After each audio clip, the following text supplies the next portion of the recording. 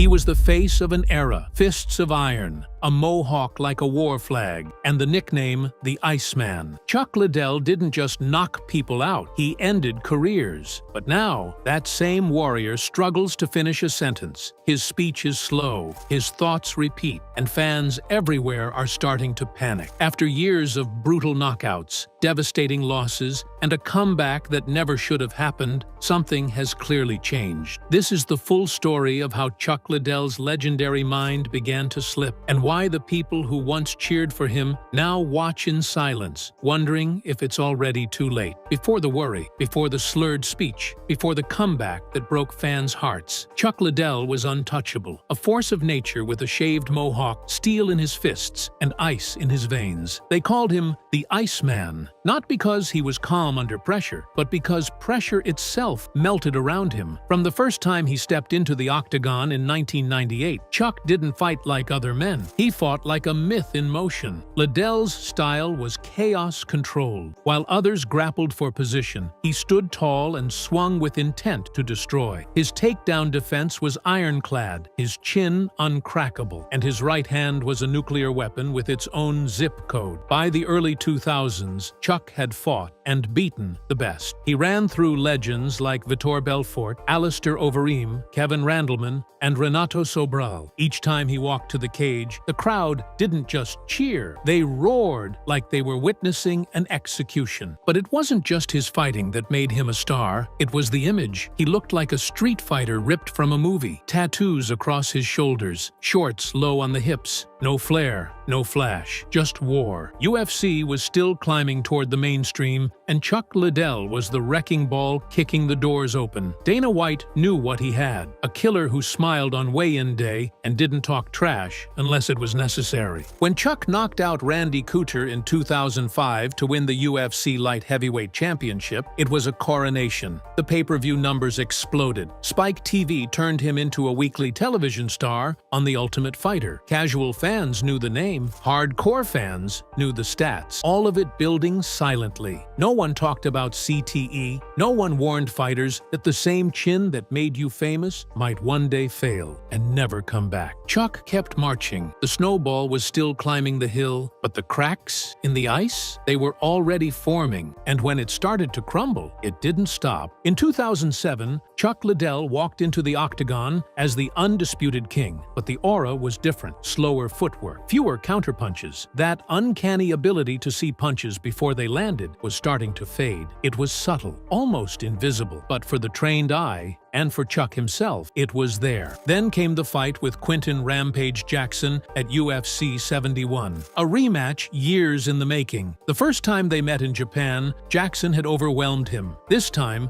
Chuck was the favorite. He was the champ. He was the Iceman. He got knocked out cold in less than 2 minutes. It was shocking, not just because Chuck lost, but because of how he lost. One punch, straight to the jaw, and he crumpled, limp. The crowd gasped. Jackson roared, and Chuck laid still. For the first time, fans saw what they never thought possible. Chuck Liddell flat on his back, eyes blank. The myth had cracked, and it got worse. In the very next fight, Chuck took on Keith Jardine, a solid contender, but not elite. Chuck lost again, not by knockout this time, but by decision. A slow, awkward battle where Liddell looked stiff and hesitant. The speed was gone. The reactions a beat behind. Then came Wanderlei Silva, a wild brawl. Chuck won that one, barely, but it wasn't the same. He was throwing heat and getting hit clean in return. The Iceman looked human. Then came the fight with Sugar Rashad Evans. One right hand, lights out, cold. Chuck fell like a statue collapsing, straight to the canvas, arms sprawled, no twitch, no blink, just gone. That one changed everything. Not just for Chuck, but for Dana White, for fans, for MMA itself. Dana went on record, "He's done. He's my friend. I love him." But that's it. The UFC president, who had built his empire partly on Chuck's back, publicly said it was over. He later admitted, "I gave him a job for life, executive role, just to make sure he stayed retired. I didn't want to see him take any more punishment. But Chuck didn't want to stop. He took one more fight. UFC 115. Rich Franklin. The first round was competitive until Franklin landed a short right. Chuck went down. Again, knocked out cold. 3 straight knockouts. 4 losses in 5 fights. Each more violent than the last. But the most haunting part wasn't just the losses. It was the way he fell. Head snapping, eyes rolling, limbs stiff. These weren't TKO stoppages. They were brain-rattling, lights out, full system shutdowns. Every punch added to the quiet storm building behind Chuck's eyes. And fans started to whisper, "I don't want to watch him fight anymore." After UFC 115, Chuck Liddell announced his retirement. He didn't say he was done because he wanted to. He said it because everyone needed him to. Dana White had pleaded with him. Fans had begged. Doctors had advised. Chuck nodded, smiled, said the right things, but it was clear his heart wasn't in it. Dana gave him a role as UFC Executive Vice President of Business Development, a job that paid well and kept him close to the sport. Chuck wore suits, spoke at press events, made appearances. For a while, it seemed like he had made peace with life outside the cage. But peace doesn't come easy to a man who's been in war. Chuck stayed in shape, kept training. In interviews, he hinted he missed it. He said he still felt good. He still thought about fighting, still watched tapes, still saw openings. That voice in his head, the one that says, "You've still got it, never shut up." Then, in 2016, the UFC was sold to WME IMG. The new owners made cuts. Chuck was one of them. The job for life Dana promised was gone. Just like that, the paycheck, the purpose, and the connection to the UFC disappeared. And that's when the whispers started again. Chuck began talking about a comeback. Fans were stunned. He was pushing 50, hadn't fought in 8 years. His last 3 fights? Violent knockouts. But Chuck said he felt great. He was training, and he wanted one more dance with his old nemesis, Tito Ortiz. Tito said yes. It didn't matter that they were nearly 100 years old combined. It didn't matter that Chuck hadn't fought in nearly a decade. It didn't matter that every doctor, coach, and fan on earth was begging him not to do it. The fight was booked, under Oscar De La Hoya's Golden Boy MMA banner. And the moment the first training clip leaked, the mood shifted. Chuck looked slow, rigid. His punches came in slow motion. The footwork was stiff. Even his posture looked off. The fans who once screamed for his fights now pleaded with him, "Please, don't do this." But the Iceman was already marching toward the cage. And no one, not Dana, not his coaches, not even the fans, could stop him. By late 2018, the comeback was no longer a rumor. It was happening. Chuck Liddell was officially returning to fight Tito Ortiz for the 3rd time, nearly a decade after his last bout. He was 48 years old, hadn't fought in over 8 years, and his last 3 performances had all ended the same way, unconscious on the mat. Still, Chuck insisted he was ready. Fans weren't convinced. Golden Boy MMA, Oscar De La Hoya's new venture into combat sports, was the only promotion willing to sanction it. The UFC had no part in it. Dana White, who once promised Chuck a job for life to keep him from fighting, was furious. He told media outlets, "Chuck Liddell is almost 50 years old and has no business fighting anymore. The fact that California sanctioned this fight is disgusting." But California did sanction it. Chuck passed all the required medicals. Andy Foster, head of the Athletic Commission, defended the decision. "Chuck passed everything," he said. "If I had thought it was unsafe, I wouldn't have approved it." On paper, the rematch didn't look as lopsided. Chuck had 2 wins over Tito already. The third, technically, fair game. But fight fans saw the truth long before fight night. When training footage of Liddell surfaced, the tone shifted instantly. The video showed Chuck sparring slowly, missing pads, and shuffling like a man who wasn't just rusty, but deeply compromised. His punches were delayed. His head movement was non-existent. MMA veterans reacted with dread. Fans left comments like, "This isn't nostalgia, this is elder abuse." Even his longtime coach, John Hackelman, refused to train him. He told the media he was heartbroken that Chuck was coming back and wanted nothing to do with it. "I love him too much to watch this," Hackelman said. "He has nothing to prove. He's already a legend." But Chuck wouldn't hear it. He brushed off the criticism at press conferences. He joked that Tito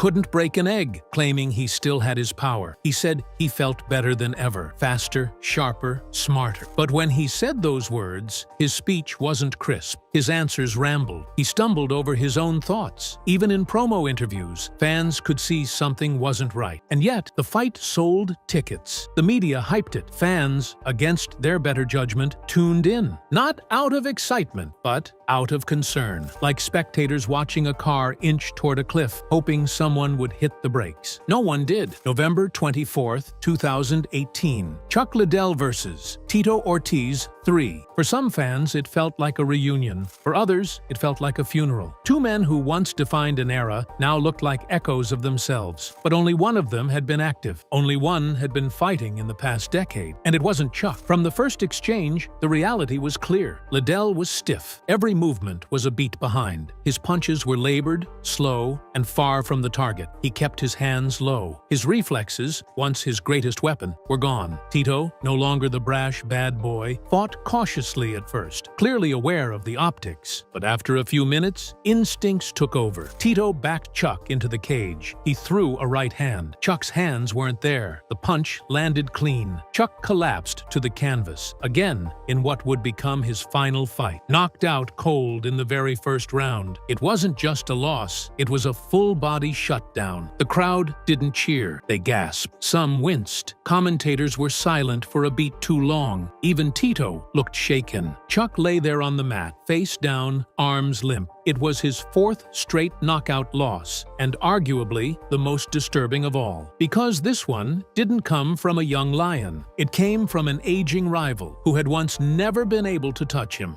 Now, Chuck couldn't defend himself at all. The backlash was swift. Headlines called it sad, disturbing, and unwatchable. The Guardian labeled it a repugnant spectacle between two men who should have never been sanctioned to fight again. Dana White released a statement condemning the entire event. Anyone who claims to be a friend of Chuck Liddell and let him step into that cage isn't a friend at all, he said. It was disgusting, and the fans agreed. Twitter exploded with grief, not just anger. I grew up watching Chuck. That was hard to watch. Others were more blunt. I hope this wakes people up. That man could die if he fights again. Chuck himself tried to downplay the damage. In a post-fight interview, he said, "I'm fine. I just got caught." But his speech was slurred. He stumbled over words. His eyes looked distant. For a man who had just been violently knocked out again, it didn't sound like recovery. It sounded like denial. Even Tito, victorious at last, showed little joy. His celebration was muted. His post-fight words were almost apologetic. "I wish it didn't have to end like this," he said. Because everyone knew this wasn't a fight. It was a farewell nobody wanted, and everyone feared. No media blitz, no interviews, no thank you tour, just silence. And in that silence, something changed. Fans didn't just stop asking when he'd fight again. They started asking if he was okay at all. In the following months, every time Chuck appeared in public, concerns grew louder. His speech seemed slower. His memory lapses more frequently. On podcasts, he'd sometimes repeat thoughts. He'd forget names. He struggled to follow long questions. Videos circulated online comparing interviews from the early 2000s to now. The difference was stark. Then came the breaking point. In 2021, Chuck was arrested during a domestic incident at his home. While no charges stuck, the aftermath brought something more serious to light. In court filings, Chuck's then-wife alleged that he was showing signs of CTE, the degenerative brain disease caused by repeated head trauma. She claimed he had frequent memory issues, struggled with speech, and showed signs of early-onset dementia. "He's been knocked out many times and has CTE," the document read. "He can't remember stuff and gets stuck on speech. He's going to have dementia or Alzheimer's." It was no longer speculation. It was now in writing, in court, from someone who lived with him every day. Experts began weighing in. CTE can't be officially diagnosed until after death, but the symptoms were lining up. Memory problems, paranoia, mood swings, impaired cognition,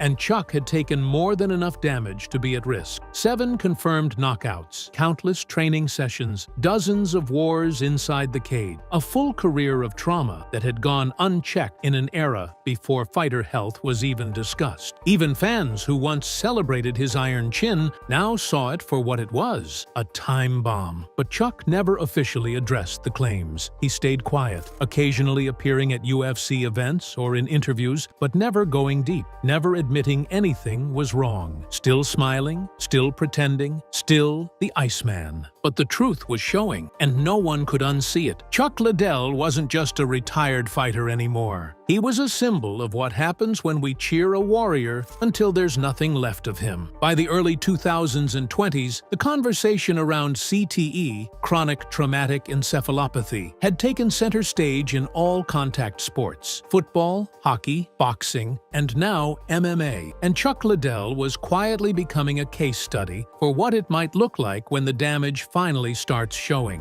CTE is a degenerative brain disease caused by repeated blows to the head. And unlike a broken bone, it doesn't announce itself with a snap. It creeps in, silently, slowly, year by year. Memory loss, mood swings, slurred speech, confusion, depression. It strips away identity until the person looking back in the mirror barely remembers who they used to be. And fans started to notice those signs in Chuck. In podcast interviews, he'd laugh mid-sentence. Not because something was funny, but because he'd lost his train of thought. He'd stutter, restart, lose direction. Hosts would try to gently steer the conversation back, but the damage was already visible. And fans who used to admire his toughness were now haunted by it. One YouTube commenter wrote, "Every knockout I used to cheer for feels like a nail in the coffin now. We didn't realize what we were clapping for." In one particularly uncomfortable moment during a fan Q&A, Chuck was asked to name his top 3 favorite fights. He froze, blinked, then repeated a sentence he'd already said minutes earlier. Fans in the room went quiet. That wasn't the Iceman they remembered. That was someone struggling, right in front of them. And still, Chuck never admitted anything was wrong. He brushed off the concerns as getting older or being out of practice with interviews. He insisted he was fine, but his close circle was shrinking. His marriage had collapsed. His longtime trainers were no longer in the picture, and the UFC had stopped featuring him prominently. Behind the scenes, it seemed like no one knew what to do or say anymore. Meanwhile, doctors and neurologists were beginning to speak up publicly. Though they hadn't examined Chuck directly, many said his behavior matched classic signs of CTE. And since CTE can only be diagnosed post-mortem, the uncertainty added another layer of tragedy. We wouldn't know for sure until it was too late. What made it worse? Chuck wasn't alone. Other MMA pioneers, Gary Goodridge, Spencer Fisher, Mark Kerr, had already confirmed they were battling similar symptoms. Some had memory loss, others had trouble walking. One forgot how to spell his own last name. It was becoming painfully clear that the first wave of MMA legends might also be the first generation to pay the ultimate price for the sport's early ignorance. Chuck Liddell, once the face of violence as entertainment, was now the face of its consequences. When Chuck Liddell's decline became undeniable, many fans turned their attention back to one person, Dana White. For years, Dana had called Chuck a brother. He'd told the press, "I love Chuck. I'd do anything for him." In fact, after Chuck's third straight knockout loss in the UFC, Dana had urged him to retire and gave him a high-paying executive job just to keep him away from fighting again. It was a bold move, and a public one. At the time, it was praised as a rare moment of care in a cutthroat industry. But that didn't last. When Chuck accepted the Tito Ortiz fight under Golden Boy Promotions in 2018, Dana was livid. He called the people around Chuck leeches. He called the fight a disgrace. But he didn't stop it. He didn't step in. He didn't offer him a better option. And when Chuck got knocked out cold in the first round, Dana cut ties completely. No support, no statements, no public check-ins, just silence. Years later, Dana was asked about Chuck in an interview. He shrugged it off. Chuck's a grown man. He made his choice. The quote stung fans. The man who once promised to protect him had walked away, and some saw that as a betrayal. Others blamed themselves. MMA fans were different back in Chuck's prime. We didn't talk about fighter health. We didn't question slurred speech or staggering footwork. We called it toughness. We called it heart. And every time Chuck ate a punch and kept moving forward, we cheered. We posted GIFs. We made highlight reels. But no one asked what came next. Now, years later, fans were watching those same highlights through a different lens. Slower, sadder. One Reddit thread titled, "I feel like we failed Chuck," exploded with comments. "I watched all his knockouts live and never thought about the damage. We begged him to come back, and now look at him." There was even talk of a GoFundMe to support brain research in his name, a sign of how deep the guilt ran. Because Chuck hadn't just given us knockouts, he gave us a decade of memories. He sold out arenas. He built the UFC. He put the sport on his back when no one else could. And now, when he needed help most, the silence around him was deafening.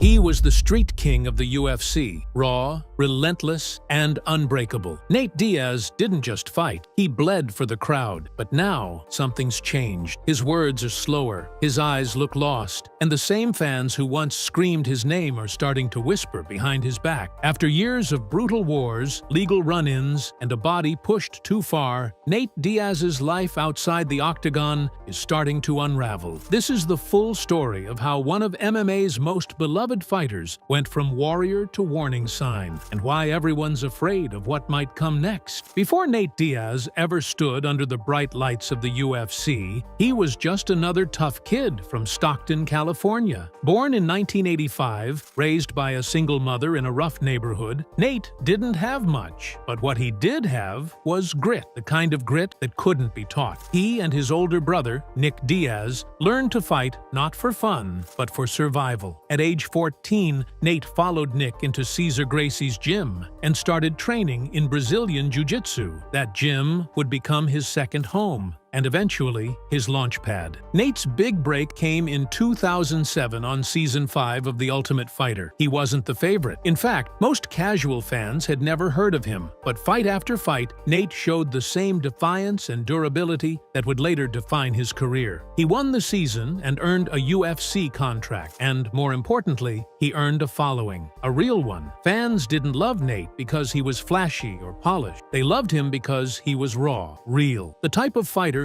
who flipped the double bird while choking you unconscious. From there, his career became a patchwork of wars. Clay Guida, Joe Stevenson, Jim Miller, Donald Cerrone. Every fight was a battle. And even when he lost, fans respected him. He wasn't trying to play the game. He was the game. When Conor McGregor exploded onto the scene, calling his shots and cashing checks, it was Nate Diaz who stepped in on short notice in 2016 and shocked the world. He choked out the UFC's golden boy and said the now famous words, "I'm not surprised," expletive. But behind the swagger, there was something more powerful building, a dangerous pattern. Nate wasn't just winning fans, he was collecting damage. With each slugfest, with each fight of the night bonus, his brain was paying the price. And no one, not the UFC, not his team, not even the fans, seemed to want to talk about it. Because when a street legend is at the top, no one wants to imagine how far he might fall. By the time Nate Diaz hit his mid-30s, he was already a veteran of over 30 professional fights. But unlike some fighters who managed to win without taking too much punishment, Nate's style guaranteed pain. He wasn't known for head movement, he was known for walking through shots, biting down on the mouthpiece, grinning through blood. Against Jorge Masvidal, against Michael Johnson, against Leon Edwards, Nate got hit a lot, and he kept coming. Fans called it heart. Doctors had another word for it: trauma, repetitive head trauma, cumulative damage, the kind of punishment that doesn't show up right away, but leaves a shadow that grows over time. Interviews with Nate over the past few years began raising eyebrows. His speech seemed slower, words slurred, thoughts repeated. He would often pause mid-sentence, then recover with a grin, like he didn't care if anyone noticed. But people did, especially those who'd seen it before, in boxers, in old-school fighters, in veterans who gave too much of themselves to the cage. Slurred speech is one of the earliest and most persistent signs of CTE, chronic traumatic encephalopathy, a condition that has destroyed the lives of men who were once kings in their sport. But here's the thing. Nate wasn't slowing down. He was ramping up, demanding bigger fights, taking damage, and brushing off any concern. And UFC fans, they enabled it, because Nate was always good for a bloody war and a viral clip. The sport Nate helped define never paused to check in on his health, and the UFC, which built entire cards around his name, never once seriously addressed the toll he'd taken. Because when a fighter brings in millions, the silence becomes part of the business model. And so, while Nate's body aged and his mind showed cracks, the wars kept coming. So did the fans. But the damage, that never stopped.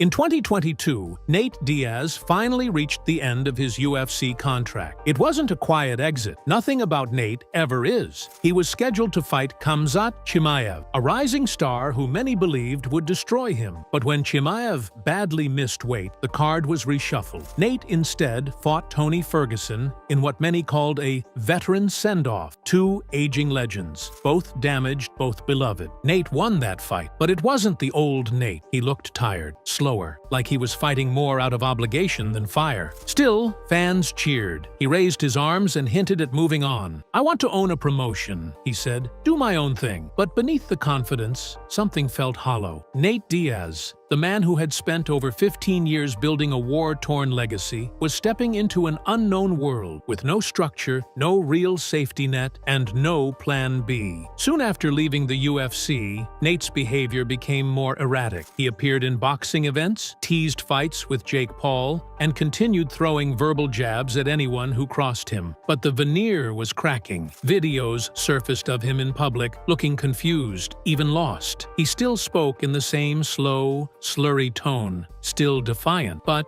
increasingly disconnected. In 2023, Nate officially signed to fight Jake Paul in a boxing match. The decision was met with mixed reaction. Some fans were excited, others were horrified. Jake Paul was younger, faster, and built for social media moments. Nate was older, slower, and risking everything for a paycheck. The fight was lopsided. Nate never gave up, but he didn't look like he belonged in that ring. He looked like a man chasing something that had already left him behind. Worse still, it was becoming clear Nate wasn't just past his prime. He was unraveling, and no one seemed to know how to stop it. If fans needed more proof that Nate Diaz wasn't the same, they got it in April 2023. A street fight broke out in New Orleans after a Misfits boxing event, and footage quickly surfaced that sent shockwaves through both the MMA community and mainstream media. In the now infamous clip, Nate Diaz is seen standing in the middle of a street surrounded by chaos, and then, without hesitation, he wraps a man in a standing guillotine choke and drops him unconscious on the pavement. The man's head slams against the curb, motionless. The victim, later identified as influencer Rodney Peterson, bore a resemblance to Logan Paul, which only fueled speculation that Diaz acted impulsively, possibly thinking it was someone else. Whatever the motive, the result was crystal clear. The street fight wasn't staged. It wasn't entertainment. It was dangerous. New Orleans police issued an arrest warrant for second-degree battery. Diaz turned himself in. His mugshot, released shortly after, shocked fans, not just because of the charges, but because of the look in his eyes. There was no rage, no regret, just emptiness, the kind that raises more questions than it answers. The incident wasn't just a legal problem, it symbolized something darker, Nate's inability to separate the fight from the real world. In his mind, he was always defending himself, always ready to throw down. But in the eyes of the law, and many fans, that switch no longer made sense. He wasn't in the octagon. There were no gloves, no referees, and this time, someone could have died. To many, the arrest marked a turning point. Not because Nate hadn't had run-ins before, but because this one felt unhinged, out of touch. It reinforced what doctors and analysts had been quietly whispering for years, that Nate Diaz's brain, after decades of trauma, might not be functioning the way it used to. And with every new appearance, every interview where his words tangled and dragged, those whispers were becoming louder. One of the most heartbreaking aspects of Nate Diaz's decline isn't something you see in the cage, it's what you hear in his voice. For years, fans laughed off Nate's unique speech pattern as part of his Stockton swagger. But more recently, those slurred words and jumbled thoughts have taken on a far more sinister tone. Watch his interviews from 2010 and compare them to ones from 2023. It's night and day. Back then, Nate was sharp, abrasive, sure, but coherent. Now, he often trails off mid-sentence, repeats himself, or pauses like he's searching for the right word. It's not a performance, it's a sign. Slurred speech is one of the earliest red flags of chronic traumatic encephalopathy, CTE, a degenerative brain condition caused by repeated head trauma. And Nate checks nearly every box. Years of full-contact sparring, countless wars in the cage, multiple knockouts, and a style built on walking through damage. Fans have started to notice. In comment sections, forums, and podcasts, concern is growing. Is Nate okay? He doesn't sound right anymore. It's like he's somewhere else. These aren't trolls. These are the people who loved him, who grew up watching him, and now they're watching something they can't unsee. But perhaps most tragically, Nate doesn't seem to notice. Or maybe he doesn't care. When asked in interviews about his health, he shrugs. "I'm good," he'll mumble. "It's all good." But it's not all good. And for fighters like Nate, who built their reputation on being untouchable, admitting vulnerability feels like weakness. The result is a silent crisis, one where fans can see the signs. Doctors can speculate, but the fighter, he just keeps marching forward, one foggy step at a time. And the UFC, the organization that profited from every bloody second, has nothing to say. To understand the tragedy of Nate Diaz, you have to understand how he was used. The UFC didn't just promote Nate, they weaponized him. His authenticity, his rage, his refusal to play politics, all of it became marketable. He was the anti-hero, the rebel, the guy who didn't give a damn, and fans ate it up. But behind that image was a fighter being thrown into war after war. No soft matchups, no tune-up fights. Every opponent was dangerous. Every fight was a risk. And Nate, never one to back down, took them all. Why? Because the UFC knew he would, and they knew fans would tune in to watch. The Conor McGregor fights alone made the company millions. Nate was underpaid for both. In 2016,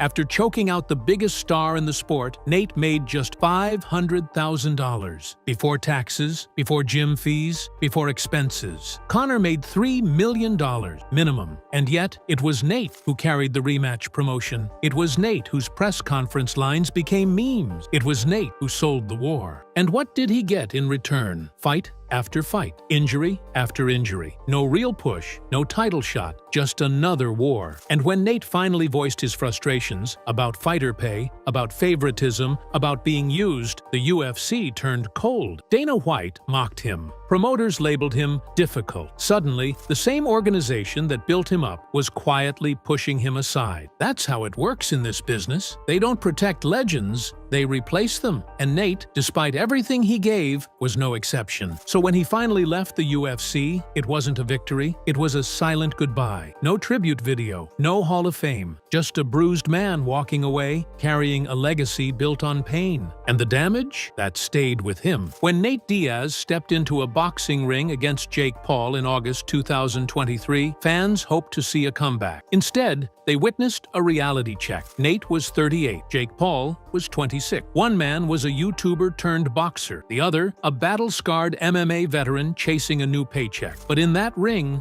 the age, the wear, and the years of damage finally caught up. From round one, it was clear. Nate was too slow, too stiff. He smiled through punches, as he always did, but he wasn't throwing back the way he used to. He leaned on the ropes. He moved awkwardly. His chin still held up, but that wasn't a good thing anymore. It just meant more punishment, more trauma. By the end of 10 rounds, Nate had absorbed over 100 clean shots. Jake Paul won decisively. The reaction was mixed. Some fans praised Nate's heart. Others couldn't believe he was even licensed to fight. Commentators pointed out how Nate's movements looked labored, his reactions delayed. In post-fight interviews, Nate slurred his words more than usual. He rambled about street fights, about future matchups, about still being the best. But the confidence felt forced, like he was trying to convince himself more than anyone else. Behind the scenes, whispers started again. Is Nate Nate Diaz suffering from early CTE? Should this be the end? But Nate wasn't done. He teased a rematch, talked about fighting Logan Paul, talked about returning to MMA. He even mentioned starting his own promotion. But to many fans, it felt like denial, like a man clinging to the only identity he's ever known, even as his body begs him to stop. The Jake Paul fight didn't destroy Nate's legacy, but it did something worse. It exposed how fragile it had become. As Nate Diaz drifted further from the UFC spotlight, something even more haunting began to set in: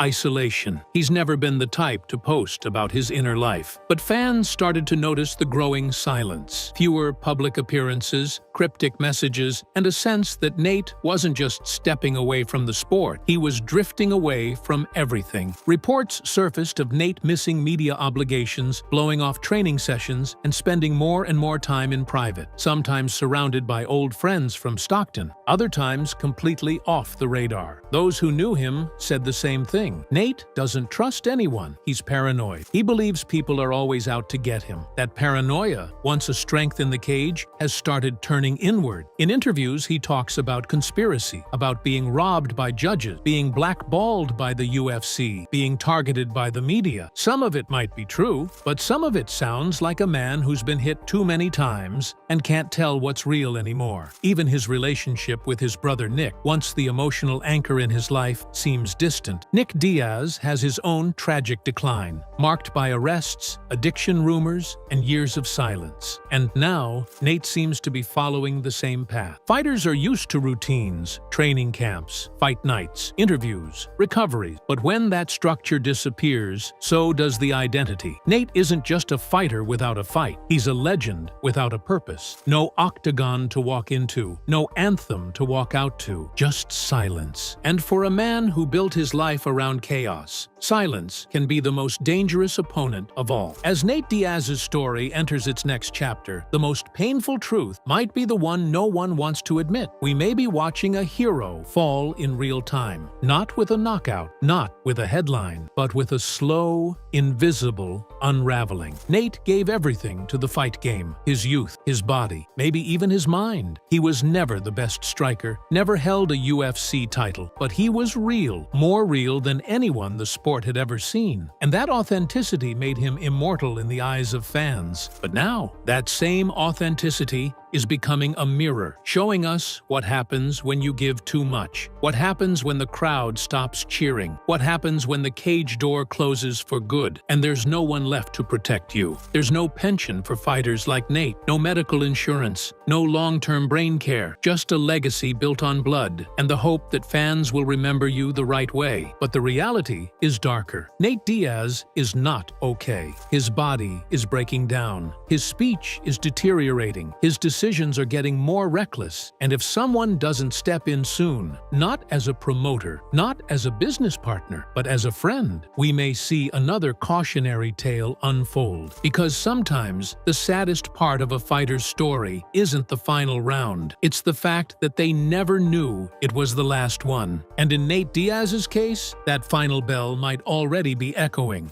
She changed the face of women's sports forever, dominating Olympic judo, breaking barriers in the UFC, and headlining the WWE. But while the world saw her in the cage and on the screen, few have seen the life Ronda Rousey built when the spotlight dims. Behind the bruises and belts is a woman who turned years of grit into wealth, real estate, and peace. Today, she lives between ranches and red carpets, raising a family and embracing a more grounded life. In this video, we're peeling back the layers on Ronda Rousey's current lifestyle, from her high-end properties and powerful car collection to her motherhood journey and business ventures. She's still rowdy, but in a whole new way. Before the world knew her as the armbar queen, Ronda Rousey was just a girl struggling to speak. Born on February 1st, 1987, in Riverside, California, she came into the world fighting, literally, with the umbilical cord wrapped around her neck, resulting in a neurological neurological disorder that left her unable to form clear sentences until she was 6. Her early life was marked by constant therapy sessions and difficult adjustments, with her family even relocating to Jamestown, North Dakota, so she could receive specialized care. As she fought for her voice, life threw her another devastating blow. Her father, Ronda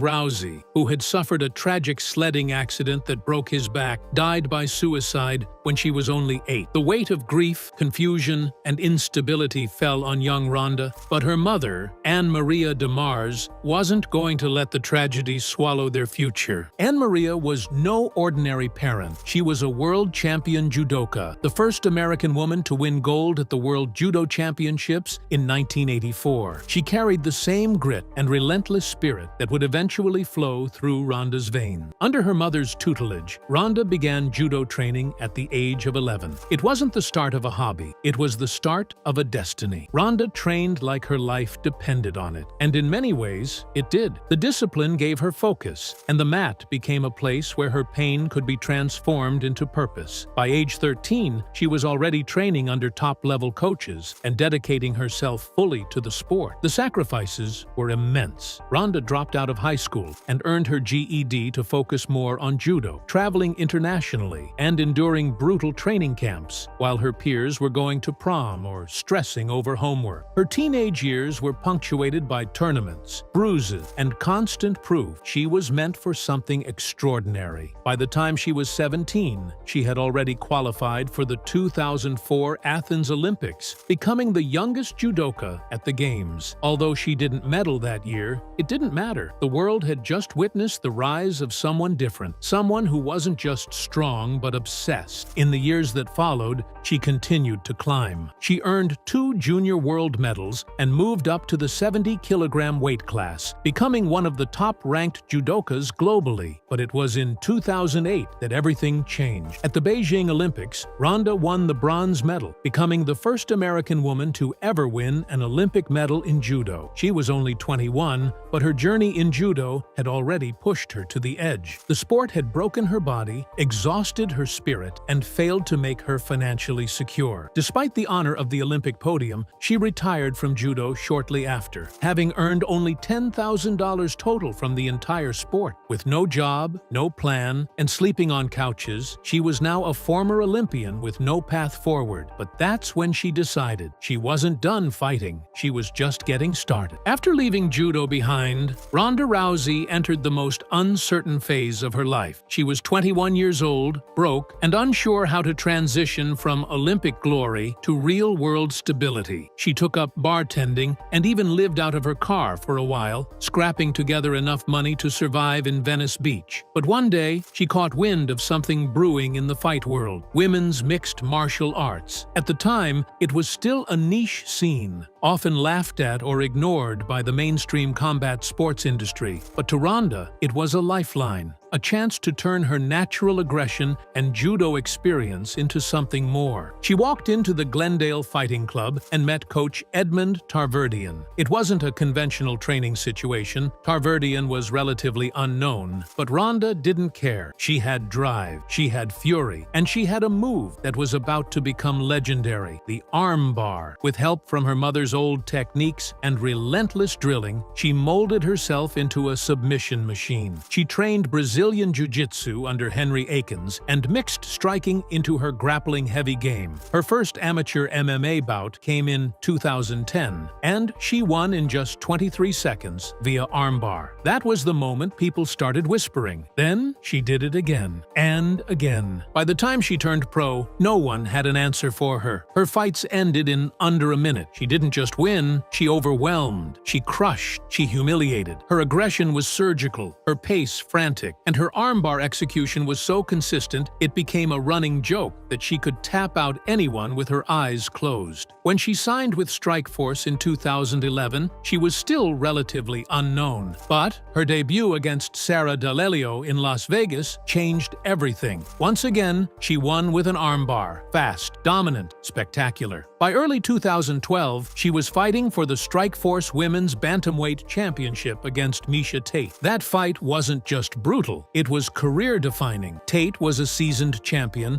and far more experienced in MMA, but Ronda dragged her into deep waters early and, once again, applied the armbar. Even when Tate refused to tap, Ronda cranked until her arm was mangled. The referee had no choice but to stop the fight. Rousey became the Strikeforce champion and, more importantly, the face of women's MMA. Her rivalry with Tate drew headlines, and Dana White, who once famously said women would never fight in the UFC, changed his mind. In 2012, Ronda Rousey became the first woman to sign with the UFC. This wasn't just a career leap, it was a revolution. She didn't just enter the octagon, she kicked down the doors for every female fighter who would follow. Dana White built the UFC women's division around her. She was crowned the first UFC women's bantamweight champion, and her first title defense against Liz Carmouche at UFC 157 was historic. It was the first women's fight in UFC history. That night, despite nearly getting caught in a neck crank, Ronda dug deep, turned the tide, and once again won via armbar. The sport was never the same again. For the next 2 years, Ronda Rousey ruled the UFC with the same ruthless dominance she brought from judo. She wasn't just beating opponents, she was annihilating them. Her victories were so quick and devastating they bordered on surreal. Fans either loved her or hated her, but no one could deny she was electrifying. Fighters like Sarah McMahon, Kat Zingano, and Bethe Correia all stepped up to dethrone her, and they all fell in under a minute. The armbar was still lethal, but now Ronda had hands too. Against Correia, she didn't even bother with the ground. She knocked her out standing, sending her crashing down like a sack of bricks in front of her home crowd in Brazil. The message was loud and clear. This wasn't just about submissions anymore. This was a new apex predator. Mainstream fame followed. Ronda was featured on talk shows, magazine covers, and movie sets. She became a global icon. ESPN, Maxim, The Ring magazine, all put her on the front page. She was cast in The Expendables 3, Furious 7, and Entourage. Her star power transcended MMA, and the UFC leaned into her celebrity, making her the face of the brand. She was now appearing with A-listers, walking red carpets, and hosting Saturday Night Live. The girl who once couldn't speak was now a household name across the world. But success brings pressure, and pressure brings cracks. Ronda's invincibility was intoxicating, but it also blinded her. In 2015, she was scheduled to defend her title at UFC 193 in Melbourne, Australia, against former boxing champion Holly Holm. Many saw it as just another easy win. Ronda herself underestimated Holm. She didn't even bring her longtime jiu-jitsu coach to the fight. From the opening bell, things looked off. Holm danced, jabbed, and picked Ronda apart with clean footwork and counter-strikes. Rousey's face swelled. Her timing failed, and in the second round, Holm landed a head kick so vicious it sent Rousey collapsing to the canvas unconscious. The Queen was dethroned. The image of Ronda face down, knocked out cold, stunned the world. She didn't give interviews. She disappeared from public view. Months later, she admitted in a TV appearance with Ellen DeGeneres that she had suicidal thoughts after the loss. The pressure, the fame, the pedestal, it all came crashing down. She tried to return 1 year later against Amanda Nunes, but the fire was gone. Nunes destroyed her in just 48 seconds. Ronda didn't land a single punch. The UFC run that once felt immortal had ended not with a bang, but with a brutal public unraveling. And so she vanished. Ronda Rousey's house in Venice, California, isn't just a celebrity mansion. It's a sanctuary designed to shield her from the chaos she once embraced. Nestled between unassuming streets and tucked behind modern black steel gates, her home reflects a shift in her life, from public force to private protector. Purchased for nearly $5 million,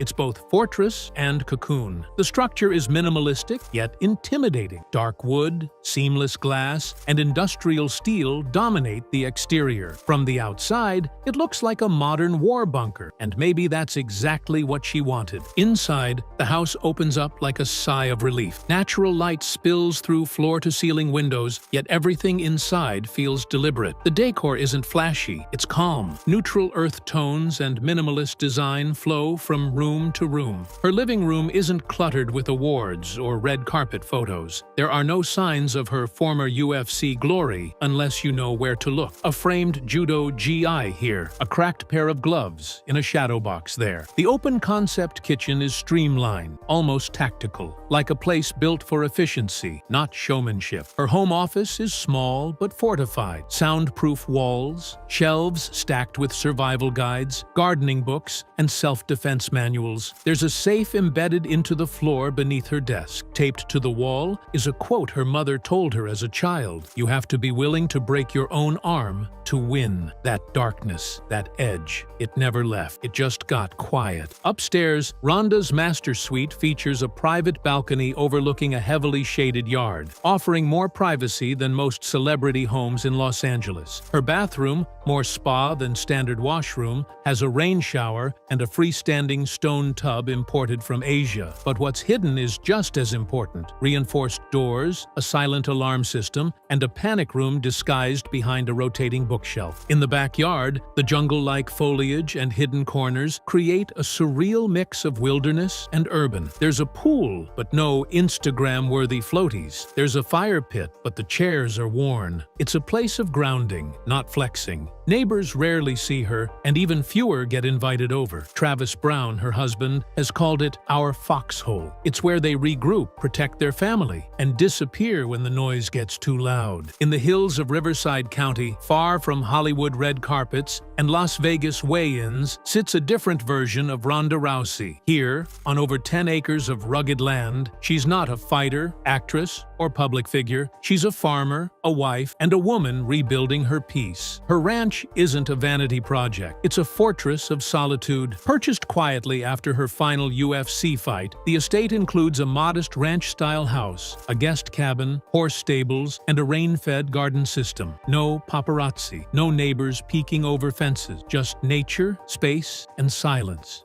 The main house is cozy but functional. It's lined with wooden beams, iron fixtures, and a stone fireplace that heats most of the home. Family photos and old judo medals hang on the walls, reminders of where she's been, not what she lost. The living room is filled with well-worn furniture and stacked books on psychology, farming, and martial arts. Her kitchen is filled with cast-iron cookware and hand-labeled jars of homemade preserves. Every corner of the home speaks to her self-sufficiency. Outside is where the transformation becomes undeniable. A dirt training circle sits near the tree line, where Ronda still drills takedowns in the early morning fog. A handmade pull-up bar hangs between two oak trees. The stables house 3 horses, all named after characters from Greek mythology. She tends to them personally, feeding, brushing, and riding at dawn. The property also has solar panels, a rainwater catchment system, and a greenhouse where she grows tomatoes, garlic, and medicinal herbs. The guest house, barely 1,000 square feet, has become a kind of retreat for fighters going through hard time. Ronda's invited young women from the wrestling world to stay, train, and regroup. Most come broken, burned out, lost, or betrayed by the industry, and she trains with them, not as a coach, but as a survivor. Sometimes people just need a place to feel human again, she once said. At night, she and Travis sit by the fire pit and talk about how far they've come and how quickly it could all disappear. The ranch isn't for show, it's for survival. Here, Ronda has reclaimed something she hadn't felt since childhood: safety. If you want to know how someone lives, look in their garage. Ronda Rousey's collection doesn't scream celebrity. It whispers history, practicality, and trauma. There are no Bugattis or customized Teslas. Her vehicles aren't statements, they're tools, symbols, and together they tell the story of a woman who's lived fast, fallen hard, and learned to stay grounded. The first thing that catches the eye is her black Cadillac Escalade. It's the vehicle she uses most. Part tank, part family hauler. It's armored, modified with upgraded shocks and off-road capability. Inside, The upholstery shows signs of wear, but it's clean and meticulously organized. Tucked in the rear compartment are GoPros, fight gloves, first aid kits, and baby gear. She's called it my mobile bunker. Next to it sits a 2016 Chevrolet Corvette Stingray. It's not brand new, but it gleams. This car isn't about transportation, it's about release. On quiet nights, she's been seen taking it on mountain runs, speeding through Angeles Crest just to hear the engine scream. It reminds me I'm still alive, she once told a friend. There's a sticker on the inside visor that reads, "Chin down, hands up." Then there's the Honda Accord. Yes, a basic, older model. Most wouldn't look twice, but Ronda's kept it since before fame. It's dinged up, the driver's side mirror is cracked, and there's a crayon drawing taped to the glove box. She drives it into town for groceries. No one suspects it's hers, and maybe that's the point. When fame gets heavy, the Accord brings her back to earth. Beside it, parked in the dirt, is a beast. A Ram 2500 pickup truck covered in dust and scratches. It's what she uses on the ranch for hauling hay, dragging fencing, and towing trailers. Inside are rope, boots, and a worn-out judo belt tied to the headrest. The bed always has something in it: feed sacks, fencing posts, or tool. There's no Bluetooth, just a static-filled radio and a cassette deck. She once told a podcast, "My garage isn't for showing off, it's for remembering." Each vehicle represents a different chapter: the glory, the loss, the rebuilding. Most celebrities curate their cars to fit their image. Ronda's collection is the opposite. It's raw, real, unfiltered, just like her story. Motherhood didn't just change Ronda Rousey's schedule, it rewired her entire existence. On September 27, 2021, she gave birth to her first child, a daughter named La'akia Makalapua Okalanipo Brown. The name, Hawaiian in origin, was chosen to honor her husband Travis Brown's roots. But to Ronda, it meant more than culture. It meant survival. After years of public humiliation, mental health struggles, and crushing expectations, motherhood gave her something she hadn't felt in a long time: pure, unfiltered purpose. In interviews, Ronda often says she didn't know how deeply she needed to be a mother until she became one. And those close to her noticed something shift. The aggression faded. The obsession with winning disappeared. Ronda, who once fought with the rage of someone trying to escape herself, was suddenly calm, focused, at peace. Her social media posts changed too. Gone were the intense training montages and defiant captions. Instead, she shared pictures of her garden, her daughter's tiny hands, and early morning coffee by the fire pit with Travis. But it hasn't been easy. Ronda's struggled with postpartum anxiety, admitting that being responsible for a life so fragile brings a level of fear no octagon could ever match. There were moments where she couldn't sleep, constantly checking on her baby's breathing. And unlike her UFC days, there was no cheering crowd to drown out the doubt, just silence and the terrifying vulnerability of being a first-time mom. Still, she embraced it like she did every challenge before. She began breastfeeding publicly, talking about it on podcasts and demystifying the postpartum body. She even trained during her pregnancy, lightly but with focus, insisting that motherhood didn't end her strength, it deepened it. "Being a mom made me realize I wasn't done fighting," she told one interviewer, "but now it's for something bigger than myself." The ranch, once a fortress, has become a sanctuary. Her daughter grows up surrounded by nature, animals, and the gentle rhythm of rural life. Ronda cooks, reads, and plays barefoot in the grass. But behind every moment of softness is a steel resolve. She's raising her daughter with the lessons her own mother taught her: discipline, resilience, and the courage to walk away from what no longer serves you. When Ronda Rousey stepped into the WWE ring in 2018, critics rolled their eyes. Another celebrity crossover, another novelty act. But what followed was something no one expected. She became one of the most dominant and polarizing forces in modern wrestling. Her UFC legacy gave her instant credibility, but it was her raw intensity, physicality, and willingness to adapt that made fans take her seriously. In her debut match at WrestleMania 34, she stole the show. Even wrestling purists couldn't deny Ronda belonged. She quickly captured the Raw Women's Championship and held it for 2 231 days. The girl who once couldn't speak a full sentence now cut promos in front of tens of thousands. She sold merch, headlined pay-per-views, and built storylines that blurred the line between fiction and reality. Her real-life toughness added an edge that felt authentic in an industry often built on illusion. But with fame came backlash. Hardcore wrestling fans, already skeptical, began turning on her. They booed her at events, accused her of stealing the spotlight from full-time performers. Ronda, never one to bite her tongue, responded on social media, sometimes calling out the fans directly. In one infamous live stream, she ranted, "It's all fake anyway." That moment split the fan base. Some saw it as her heel turn. Others saw it as disrespect. Behind the scenes, Ronda struggled with the rigid schedule and constant media obligations. Wrestling wasn't just about athleticism, it was a grind, a lifestyle. And for someone already scarred by the 24/7 nature of UFC fame, it became overwhelming. By the time WrestleMania 35 arrived, where she headlined the first-ever women's main event alongside Becky Lynch and Charlotte Flair, she was mentally exhausted. She lost that night, her first pinfall loss in WWE, and quietly disappeared from the ring afterward. Her return in 2022 was supposed to be triumphant, but it felt flat. The magic was gone. She wasn't the invincible force anymore. She was a new mom, a different woman. WWE booked her in strange storylines, and fan interest waned. She left again in 2023, citing burnout and frustration with creative direction. In truth, the world of wrestling didn't betray her. It mirrored the cycle she always lived through: rise, reign, rejection. Today, she rarely speaks about WWE, and if she does, it's short, focused, detached. Wrestling gave her another chapter, but not the kind she expected. Ronda Rousey doesn't walk red carpets anymore. She's not doing magazine shoots or signing brand deals. If you didn't know better, you'd think she vanished. But in truth, Ronda has never been more present. She's chosen a life of silence, not because she was silent, but because she finally has nothing left to prove. Her legacy, however, remains messy and unfinished. To one generation, she's the pioneer who changed everything. The woman who forced Dana White to create a UFC women's division. The Olympic judo medalist who made arm bars famous. The fighter who made headlines by finishing opponents in under a minute. Her dominance was once so absolute that Joe Rogan declared her the greatest fighter, man or woman, I've ever seen. She inspired millions. She made young girls believe they could be fighters too. But legacy isn't just built on victories. And Ronda's losses, both inside and outside the cage, became the defining shadow. The knockout by Holly Holm, the breakdown, the Amanda Nunes disaster, the cold rejection from fans, the messy WWE exit, the bitter interviews where she sounded more guarded than passionate. Each piece carved a more complicated truth. Ronda was great, but she was also human, and the world wasn't ready for that combination. In recent years, Ronda has been erased from some narratives. The UFC no longer heavily promotes her history. New stars have taken the spotlight, and in documentaries, her name is often a footnote to broader stories. She's not on talk shows. She's not at award shows. But ask any woman who's ever stepped into an MMA cage or stood on a judo mat, and they'll tell you there's no Amanda Nunes without Ronda, no Zhang Weili, no Valentina Shevchenko. She was the spark, the earthquake, the tipping point, and still she carries on. She wakes up before dawn, feeds her animals, trains with no cameras, and watches her daughter grow. She has a quiet marriage, a strong body, a grounded spirit. When asked if she'll ever return to fighting, she simply says, "I fight every day, just not in public." Maybe that's the final lesson in Ronda Rousey's story, that greatness isn't about lasting fame, it's about impact. And even though the world moved on, the echoes of what she did still ring through every octagon and every little girl who throws her first punch.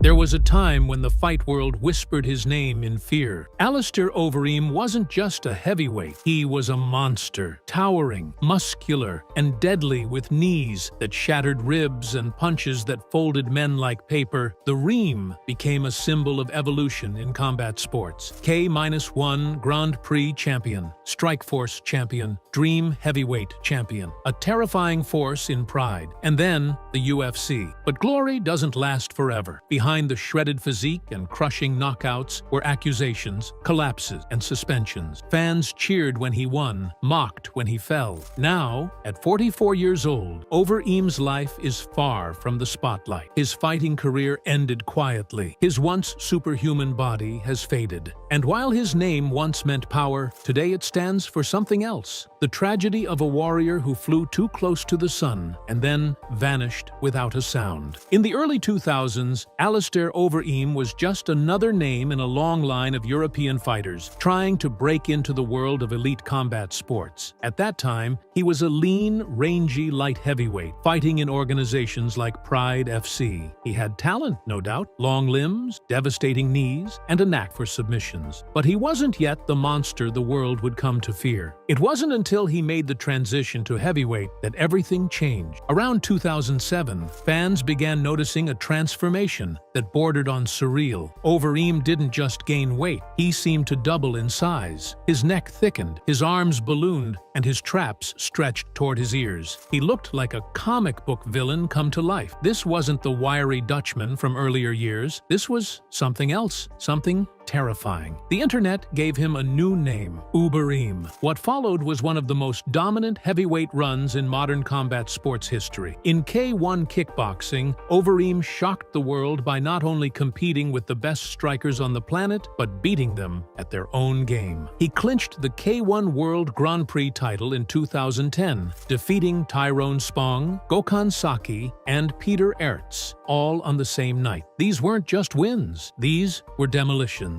Overeem's knees and punches were nuclear. He didn't just win, he hurt people. At the same time, Overeem was cleaning house in Strikeforce, where he captured the Strikeforce Heavyweight Championship. He overwhelmed Brett Rogers and dispatched Fabricio Werdum. His fighting style evolved into a brutal blend of Dutch kickboxing and overwhelming physicality. He wasn't just a striker, he was an event. In Japan's Dream promotion, he added yet another title to his resume, the Dream Interim Heavyweight title, showcasing that he wasn't limited to any single organization. He was an international wrecking machine, conquering one territory after another. It was rare to see a fighter hold titles in MMA and kickboxing simultaneously, but Overeem had done it. By 2011, when Overeem signed with the UFC, the hype was deafening. He wasn't just a contender, he was viewed as the most terrifying heavyweight on the planet. His debut against Brock Lesnar was treated like a monster movie showdown. The fans were salivating. Two massive men, one octagon. Only one was leaving conscious, and Overeem delivered. He kicked Lesnar in the liver so hard that the former WWE star and UFC champion crumpled to the canvas in agony. It was swift, violent, dominant. Overeem stood over him, arms raised, as if to say, "Who's next?" But at the very height of his ascent, questions began to swirl. Whispers turned into headlines. That body, too big, too fast, too unnatural. Something was off, and what came next would change everything. Alistair Overeem's body was a spectacle. It was part of the brand, part of the terror he inspired.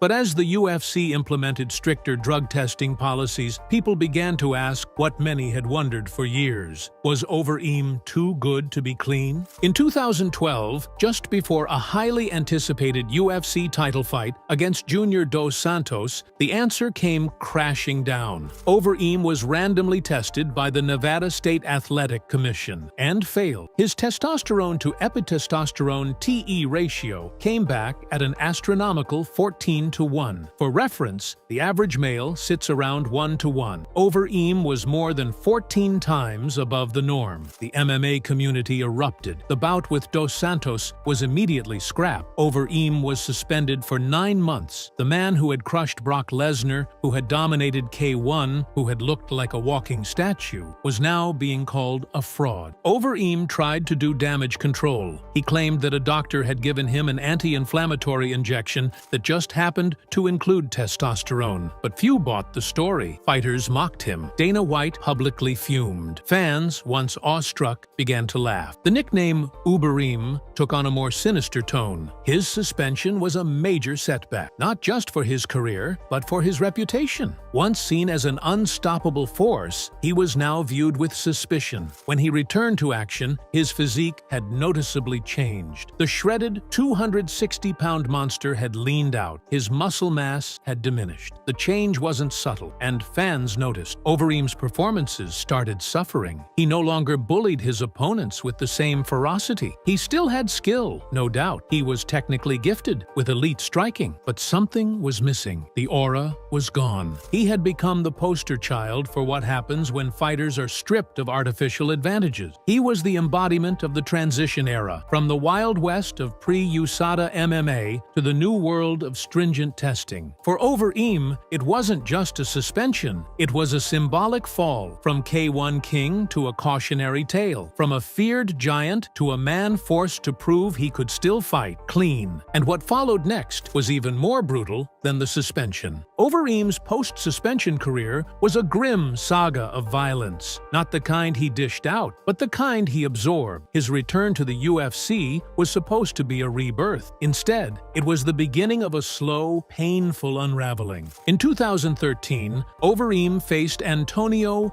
Bigfoot Silva. He dominated early, brutalizing Silva with knees and punches. It looked like vintage Overeem, but then, in the third round, everything changed. Bigfoot launched a barrage of punches that cracked Overeem's jaw and left him slumped unconscious against the cage. The image of his limp body sprawled across the mat went viral. Next came Travis Brown, a tall, unorthodox striker. Once again, Overeem began strong. He backed Brown up, pummeling him with body shots and knees. But just as victory seemed within reach, Brown landed a devastating front kick to Overeem's face, followed by hammer fists. Another knockout, another viral clip, another dent in the once indestructible aura. But nothing compared to what happened in 2017 against Francis Ngannou. By then, Overeem had clawed his way back into contention. He was ranked highly. He believed one more win would get him another title shot. Ngannou changed those plans with a single uppercut, perhaps the most vicious in MMA history. Overeem's head snapped back violently. His body stiffened, and he crashed to the canvas like a falling statue. It was horrifying. It wasn't just a loss. It was a career-defining moment of destruction. Commentators were speechless. Fans recoiled. Ngannou became a star, and Overeem became a meme again. What made it worse was the pattern. These weren't just losses. They were brutal, highlight reel knockouts, the kind that change a fighter's brain chemistry. Fans began to question Overeem's chin, his durability, his safety. No longer feared, he was now seen as a gatekeeper, someone younger fighters could beat to boost their stock, someone to knock out, not respect. And with each loss, each KO, the question loomed louder. How much more could his body and brain take? If there was ever a moment when Alistair Overeem might have rewritten the narrative, it was UFC 203, September 10th, 2016. He was finally getting his long-awaited shot at the UFC Heavyweight Championship against Stipe Miocic, a blue-collar champion with power, wrestling, and the heart of Cleveland behind him. This was supposed to be Overeem's redemption, his moment to shut the critics up and solidify himself as one of the all-time greats. And for about 30 seconds, it looked like destiny was aligning. Early in the first round, Overeem made a baffling post-fight claim during the interview with Joe Rogan that Stipe had tapped to the guillotine. Rogan asked for the replay on the spot. They watched it together, live. There was no tap. The crowd booed. Commentators cringed. Dana White publicly called Overeem a liar, saying it was the worst thing to say when there's no evidence. Fans turned on him again. Instead of sympathy for a brutal defeat, he became the butt of jokes. The fight wasn't just a loss. It became a moment of humiliation. Overeem would never get that close to UFC gold again. That was his last shot, and it was gone. The UFC heavyweight division moved on. New names rose. Overeem remained, but only as a reminder of what could have been and what was lost. There are very few fighters whose physique is as deeply tied to their identity as Alistair Overeem. In his prime, he looked like a sculpture, chiseled muscle, towering frame, and intimidating size. But once the drug testing tightened and the failed PED tests came to light, something began to change. change, slowly, then dramatically. Over the next few years, Overeem's body transformed. He lost mass. His frame looked deflated. Gone were the hulking traps, the bloated arms, the superhero silhouette. In its place was a more normal heavyweight, still muscular, but far from the freak of nature he once was. The internet, brutal as ever, took notice. Overeem became the new meme. Fans posted side-by-sides mocking his evolution. They weren't just questioning his power, they were mocking his identity. It wasn't just aesthetic. His fighting style changed too. Less aggressive, more tentative. Overeem started adopting a more cautious, point-fighting approach. He picked his shots, circled, and clung to survival rather than dominance. While he racked up a few decision wins using this method, it was clear the predator was gone. The survivor remained. To Overeem's credit, he never made excuses. He didn't publicly cry foul or argue against testing, but the world saw it. The muscles faded, the knockouts mounted, and the fighter who once sent shivers down the spine of entire divisions became a target. It's a cruel irony. The very image that made him famous also became the thing that tainted his legacy. Some fans still argue that his greatest achievements were fueled by enhancements, not talent. And even as he tried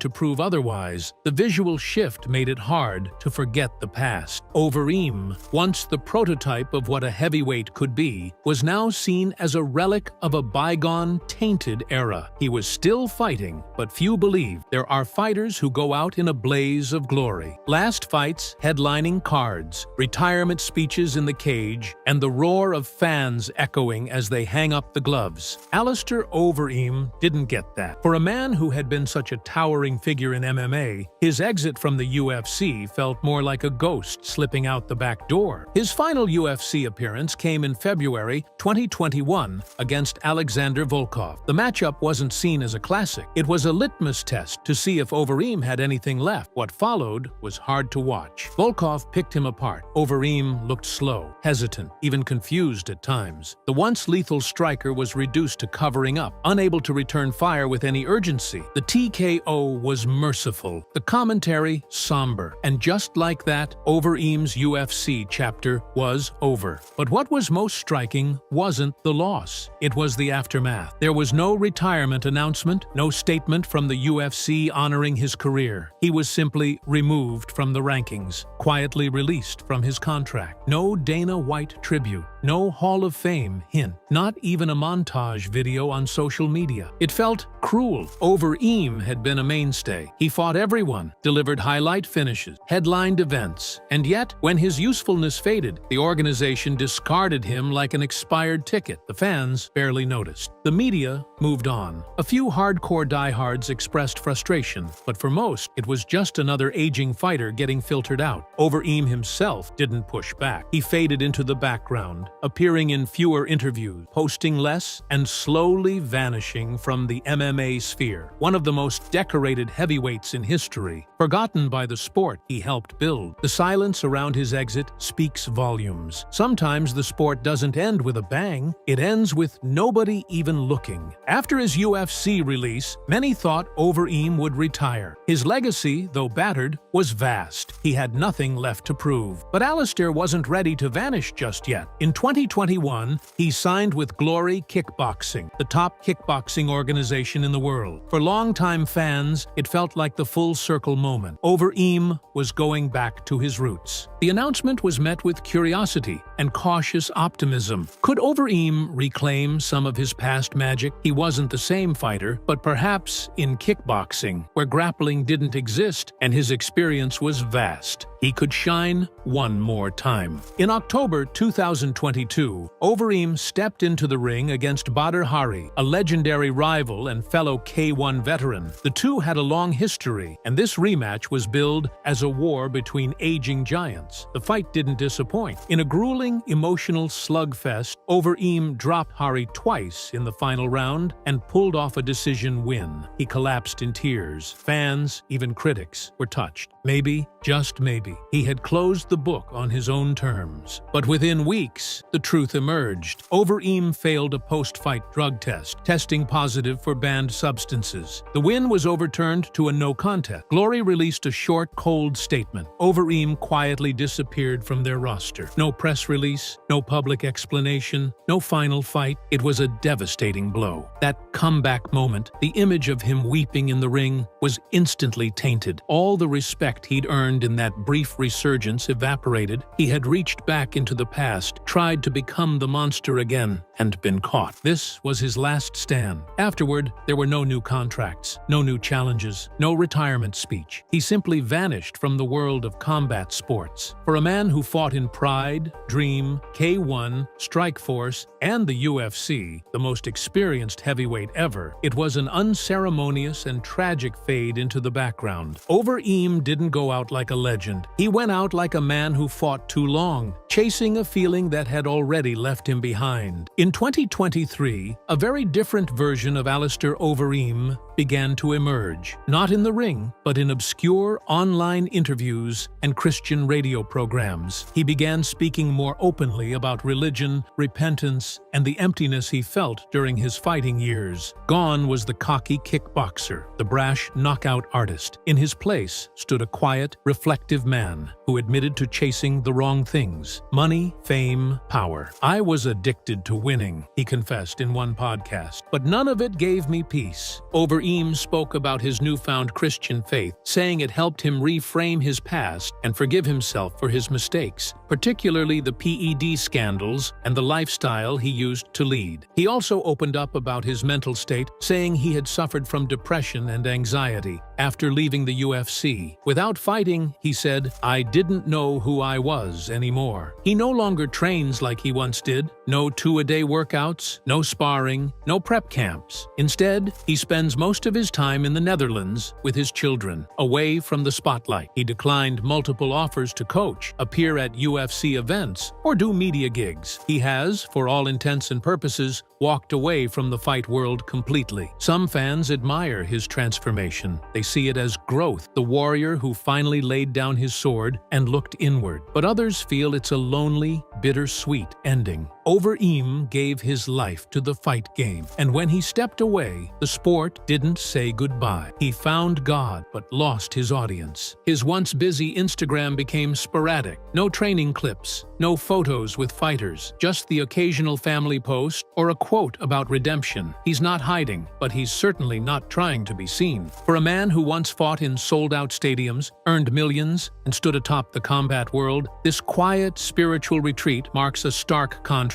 It's noble, but undeniably tragic. Today, Alistair Overeem is 44 years old, and for the first time since he was a teenager, he's not preparing for a fight. No camps, no weigh-ins, no bright lights. The world he once ruled has moved on, and Overeem is left in a silence that's deafening. There's no Hall of Fame induction, no legacy tribute, no tell-all documentary. For a man who fought 67 times professionally across MMA and kickboxing, who beat legends, won championships, and terrorized multiple continents, the lack of recognition is jarring. He lives in a modest home outside Amsterdam. While he has financial stability from his decades in combat, there's no Lamborghini collection, no private jet, no flashy lifestyle. He once said, "I've spent money, I've lost money, I've made it back, but none of it filled the hole." He's divorced, and though he's close with his children, he leads a largely solitary life now. Physically, the toll is obvious. His face is weathered, his speech slower. His body, once cartoonishly powerful, now looks like that of a retired construction worker. He's not broken, but he's no longer whole either. The dozens of knockouts, surgeries, and years of abuse have aged him far beyond his years. And emotionally, he seems aware that his story has no Hollywood ending. He never won a UFC belt. He never got redemption after PED scandals. He didn't retire on a win. He just faded. And maybe that's the saddest part. Overeem was a global phenom, a multi-division champion, a genetic freak turned martial artist. He walked through fire to chase glory, and he caught it, briefly. But in the end, he was chewed up by the very machine he fed for decades. Now, he watches from a distance, uninvited to the sport's ceremonies, unmentioned in its retrospectives, a king without a crown, a warrior without a war, and that silence is louder than any knockout. Ken Shamrock's name once headlined the biggest events in MMA history. They called him the world's most dangerous man. He fought in the first UFC. He headlined in Japan. He battled in WWE. He was everywhere. But now, no one talks about him. Forgotten, ignored, left behind by the very world he helped create. This is the story of how a true pioneer of MMA went from legend to living in the shadows. And it all started with one fight that changed everything. Before the belts, before the lights, before the world ever heard the term mixed martial arts, Ken Shamrock was already fighting for survival. His story didn't start in an octagon. It started in a group home. Born Kenneth Kilpatrick in Macon, Georgia, Ken bounced between abusive households and the streets as a young boy. He was stabbed, beaten, and abandoned before he turned 13. But instead of being broken, he became harder, tougher. The world pushed him into the dirt, and he crawled out swinging. His salvation came in the form of Bob Shamrock, a man who ran a home for troubled boys and later adopted Ken as his own son. Under Bob's guidance, Ken found structure, wrestling, discipline, and most importantly, belief. What followed was a journey few could survive, let alone master. Ken transitioned into professional wrestling in the late 1980s, but made his true mark in Japan's Pancras organization. There, fighters combined elements of catch wrestling and striking in a brutal hybrid style that was a direct ancestor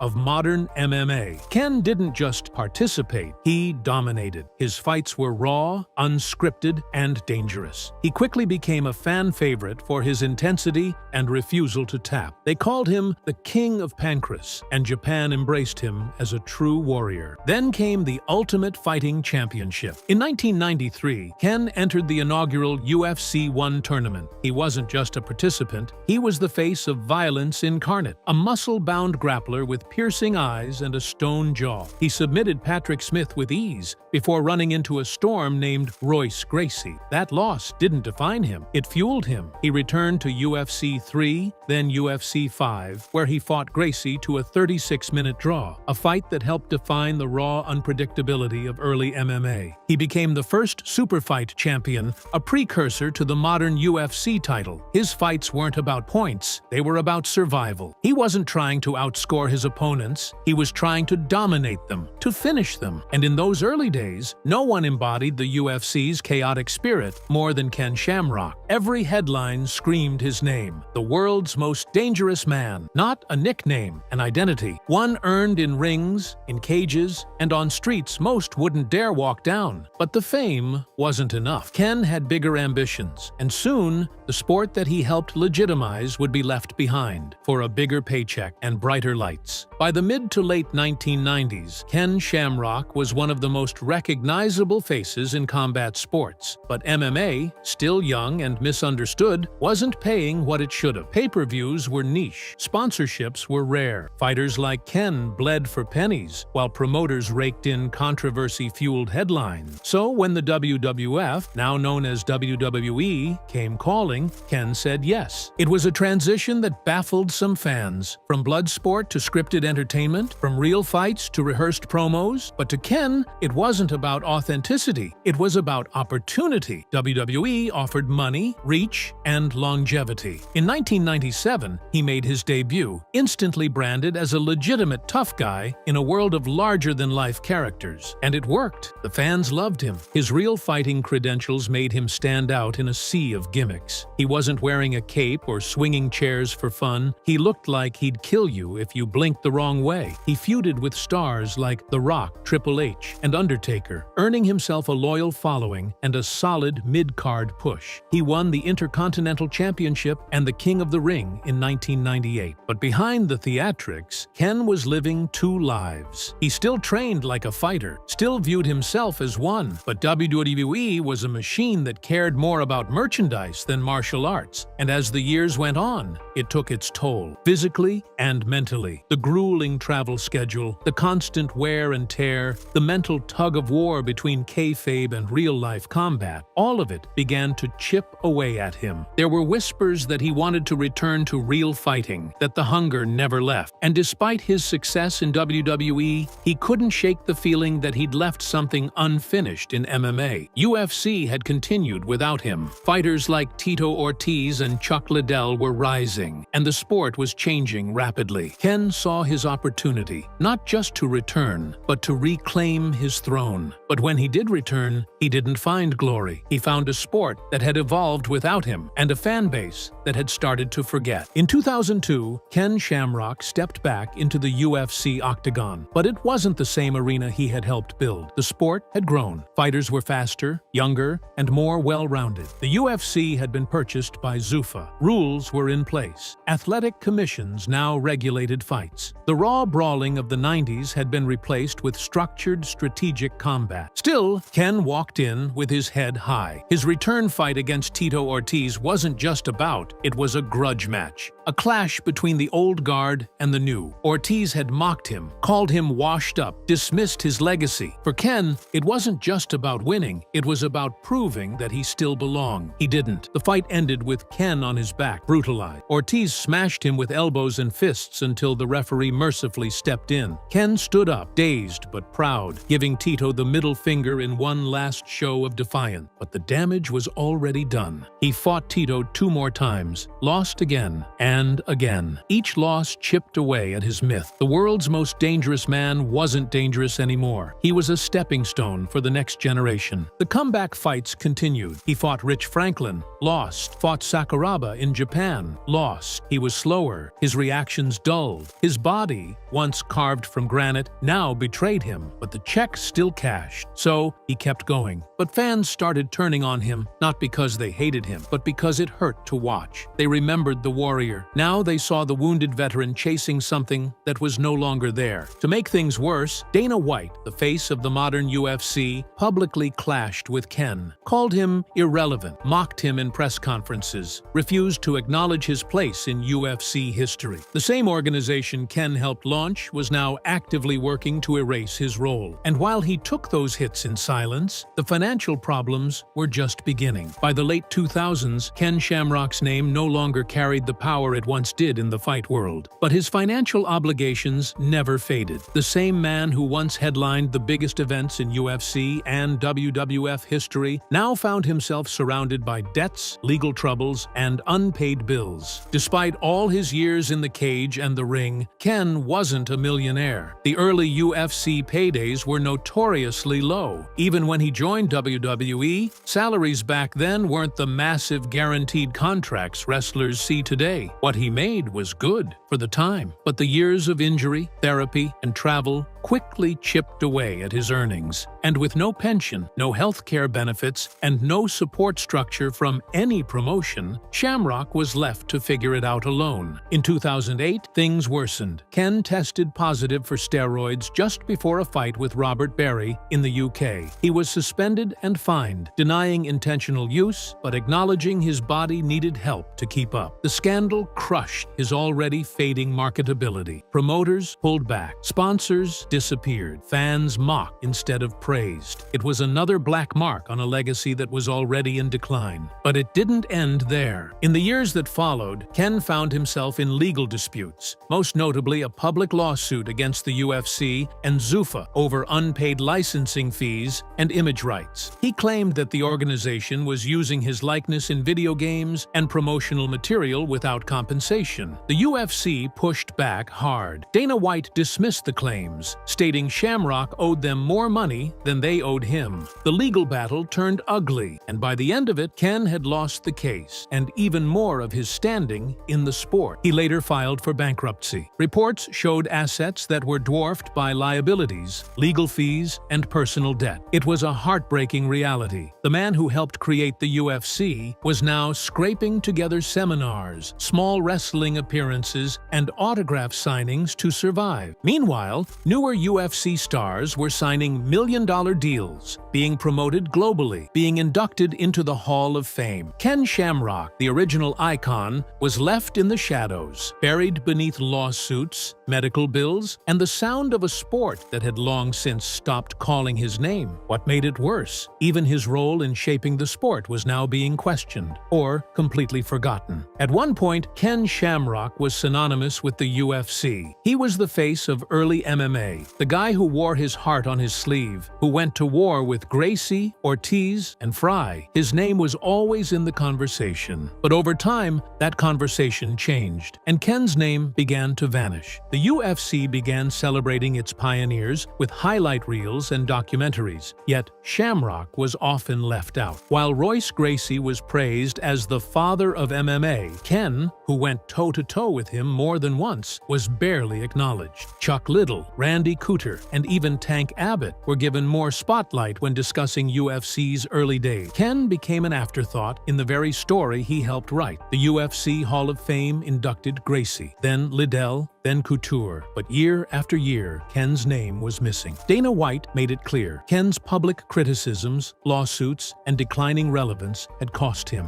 When asked about Shamrock, White didn't mince words. He called him a has-been and accused him of being ungrateful. Whether fair or not, the message was loud. Ken wasn't welcome anymore. Worse still, MMA fans, especially younger ones, began to view him not as a pioneer, but as a cautionary tale. His final fights were often used in meme compilations, showing an aging man being knocked out or submitted. The early Penn Wars, the original UFC battles, the rivalry with Tito, those were fading in public memory. In their place, ridicule, misunderstanding, silence. In interviews, Ken would often bite his tongue when asked about his legacy. He'd smile, nod, and try to focus on the positives, but sometimes he'd break. He admitted the UFC's erasure hurt him. "They act like I was never there," he once said. "But I remember when there were just 8 of us in a tournament, fighting for respect, fighting to make this thing real." He wasn't bitter for recognition. He was bitter for being forgotten. And that feeling, that emptiness, was compounded by something even worse. The realization that even if he wanted to rebuild, his body and the world weren't ready to let him. Even after the losses, the lawsuits, and the legacy distortion, Ken Shamrock refused to stop fighting. Literally and figuratively. He had nothing left to prove, but everything to reclaim. And so, in his 50s, Ken looked for new arenas to compete in, and new ways to tell his story. In 2019, he announced the launch of Valor Bare Knuckle, his own bare-knuckle fighting promotion. It was his attempt to return to the roots of combat. No gloves, no gimmicks, just raw, stripped-down violence. He promised fighter-first contracts, safety protocols, and integrity. He believed Valor BK could be his second legacy, a spiritual extension of what the UFC used to be before the corporations took over. But the world had moved on. The events were poorly attended, sponsorship was limited, press coverage was minimal, viewership numbers were disappointing. Ken tried to push through, gave speeches, promoted the events himself, even stepped back into the ring at age 55 for Impact Wrestling just to build attention for the brand. But it didn't catch fire. There were too many other promotions, too many distractions, and too little interest in Ken's new venture. He eventually faded from Valor's spotlight, and the promotion quietly went dark. Still, the hunger didn't die. In 2015, long before Valor, Ken had even returned to the cage against Kimbo Slice in Bellator, a bizarre, tragic bout between two men whose prime had long passed. The fight ended in another KO loss. Critics called it a circus. Fans winced at the sight of Shamrock being dropped again, but to Ken, it was a chance to rewrite the ending, even if just a little. Later, in 2016, he faced Royce Gracie one final time, but it was a shell of their former rivalry. The fight ended quickly, anticlimactically. The crowd was silent. The legend had faded. In his heart, Ken believed that if he could just find the right moment, the right platform, he could remind the world of who he was, of what he did. But every attempt felt like shouting into a void. The crowds were smaller, the applause quieter, the memories distant, and Ken Shamrock, once a titan in two worlds, found himself doing what no warrior ever wants to do, trying to prove he still mattered. Beneath the bravado, beneath the legend, beneath the persona of the world's most dangerous man, Ken Shamrock is, at his core, a man who's suffered, physically, emotionally, privately. The kind of suffering that doesn't go viral. The kind that lingers long after the fight is over. Ken has often spoken about his past, his broken childhood, and how that rage fueled his fighting style. But what happens when the fight ends? When the adrenaline stops? When the pain doesn't? Years of punishment left Ken's body in ruins, neck injuries, knee surgeries, chronic pain. His face, once a chiseled symbol of toughness, now bears the wear of countless wars. He's opened up about the toll it's taken, not just physically, but mentally. In podcast appearances, his voice shakes when he talks about memory lapses, anxiety, and isolation. He's admitted that there were nights when the pain became unbearable, when he questioned his worth, when he wondered if anyone still cared. But even more difficult than the physical suffering was the silence from those closest to him. Ken has struggled with estrangement in his personal life. His relationship with his adopted brother Frank Shamrock, another MMA legend, has been icy at best. Despite sharing a surname and a sport, their feud has lasted decades. They rarely speak, and when they do, it's in sound bites filled with resentment and unresolved tension. Ken has said, "Frank betrayed me. He took my name and made it something else. Something I didn't recognize." Family fractures extended further. Ken's marriages struggled under the weight of his lifestyle. He admitted that during the height of his fame, he was absent, angry, and consumed by competition. Reconnecting with his children has been a long, painful process, one filled with apology and humility.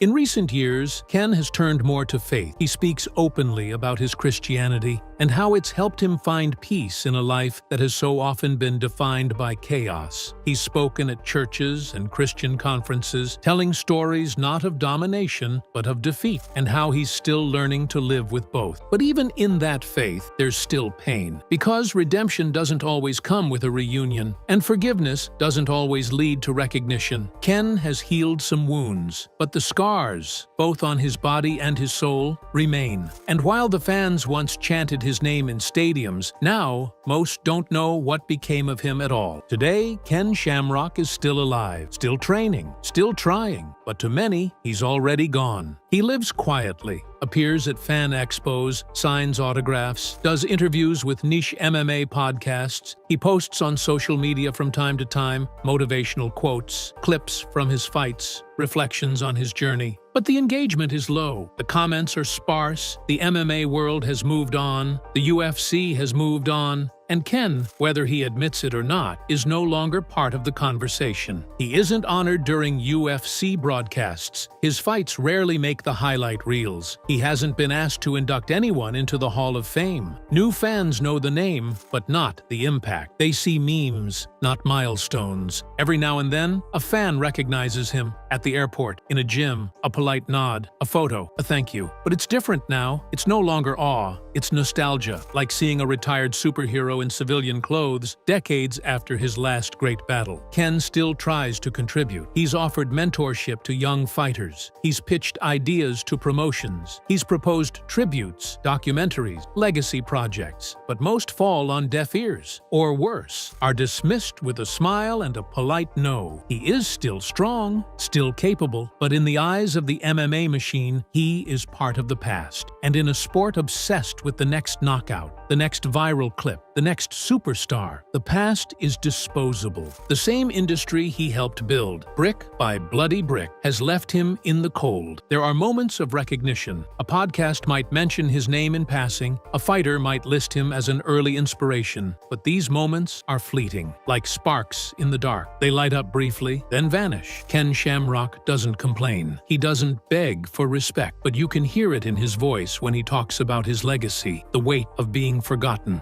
of knowing he was a pioneer, and still waking up every day wondering if anyone remembers. And that's the tragedy. Not the injuries, not the losses, but the silence. Because sometimes the worst thing you can do to a warrior is stop saying his name. Redemption is a tricky thing. It doesn't always come with a championship belt or a standing ovation. Sometimes it's just being seen, being remembered, having your name spoken with the respect it earned. And that's all Ken Shamrock wants. He doesn't need to fight again. He's not chasing one more win. He's not asking for millions. What he wants is to know that everything he gave, his blood, his body, his legacy, wasn't for nothing. He wants people to remember that when the UFC had no rules, no gloves, no weight classes, he was there. When MMA was banned in half the country, he stood proud. When fighters trained in garages and fought in cages that wobbled, he was building the sport into what it is today. And yes, he made mistakes. He stayed too long. He fought too many times. He let pride drive decisions that cost him. But if we judge legends only by how they finish, we miss the entire point of who they were when it mattered. Ken Shamrock deserves to be remembered as more than a name on a bracket, more than a meme, more than a footnote in a sport that wouldn't exist without him. Because beneath the bruises, beneath the controversy, beneath the aging face and quiet life, there's still a warrior, still a pioneer, still the world's most dangerous man. And maybe, just maybe, it's time for the sport to look back and say thank you before it's too late. Tito Ortiz was once the most important fighter in the UFC. In the early 2000s, when the company was nearly bankrupt, it was Tito's bleach blonde hair, brutal ground and pound, and headline-grabbing trash talk that kept the lights on. He wasn't just a fighter, he was a symbol. The self-proclaimed Huntington Beach bad boy became the poster child for Zuffa's rise.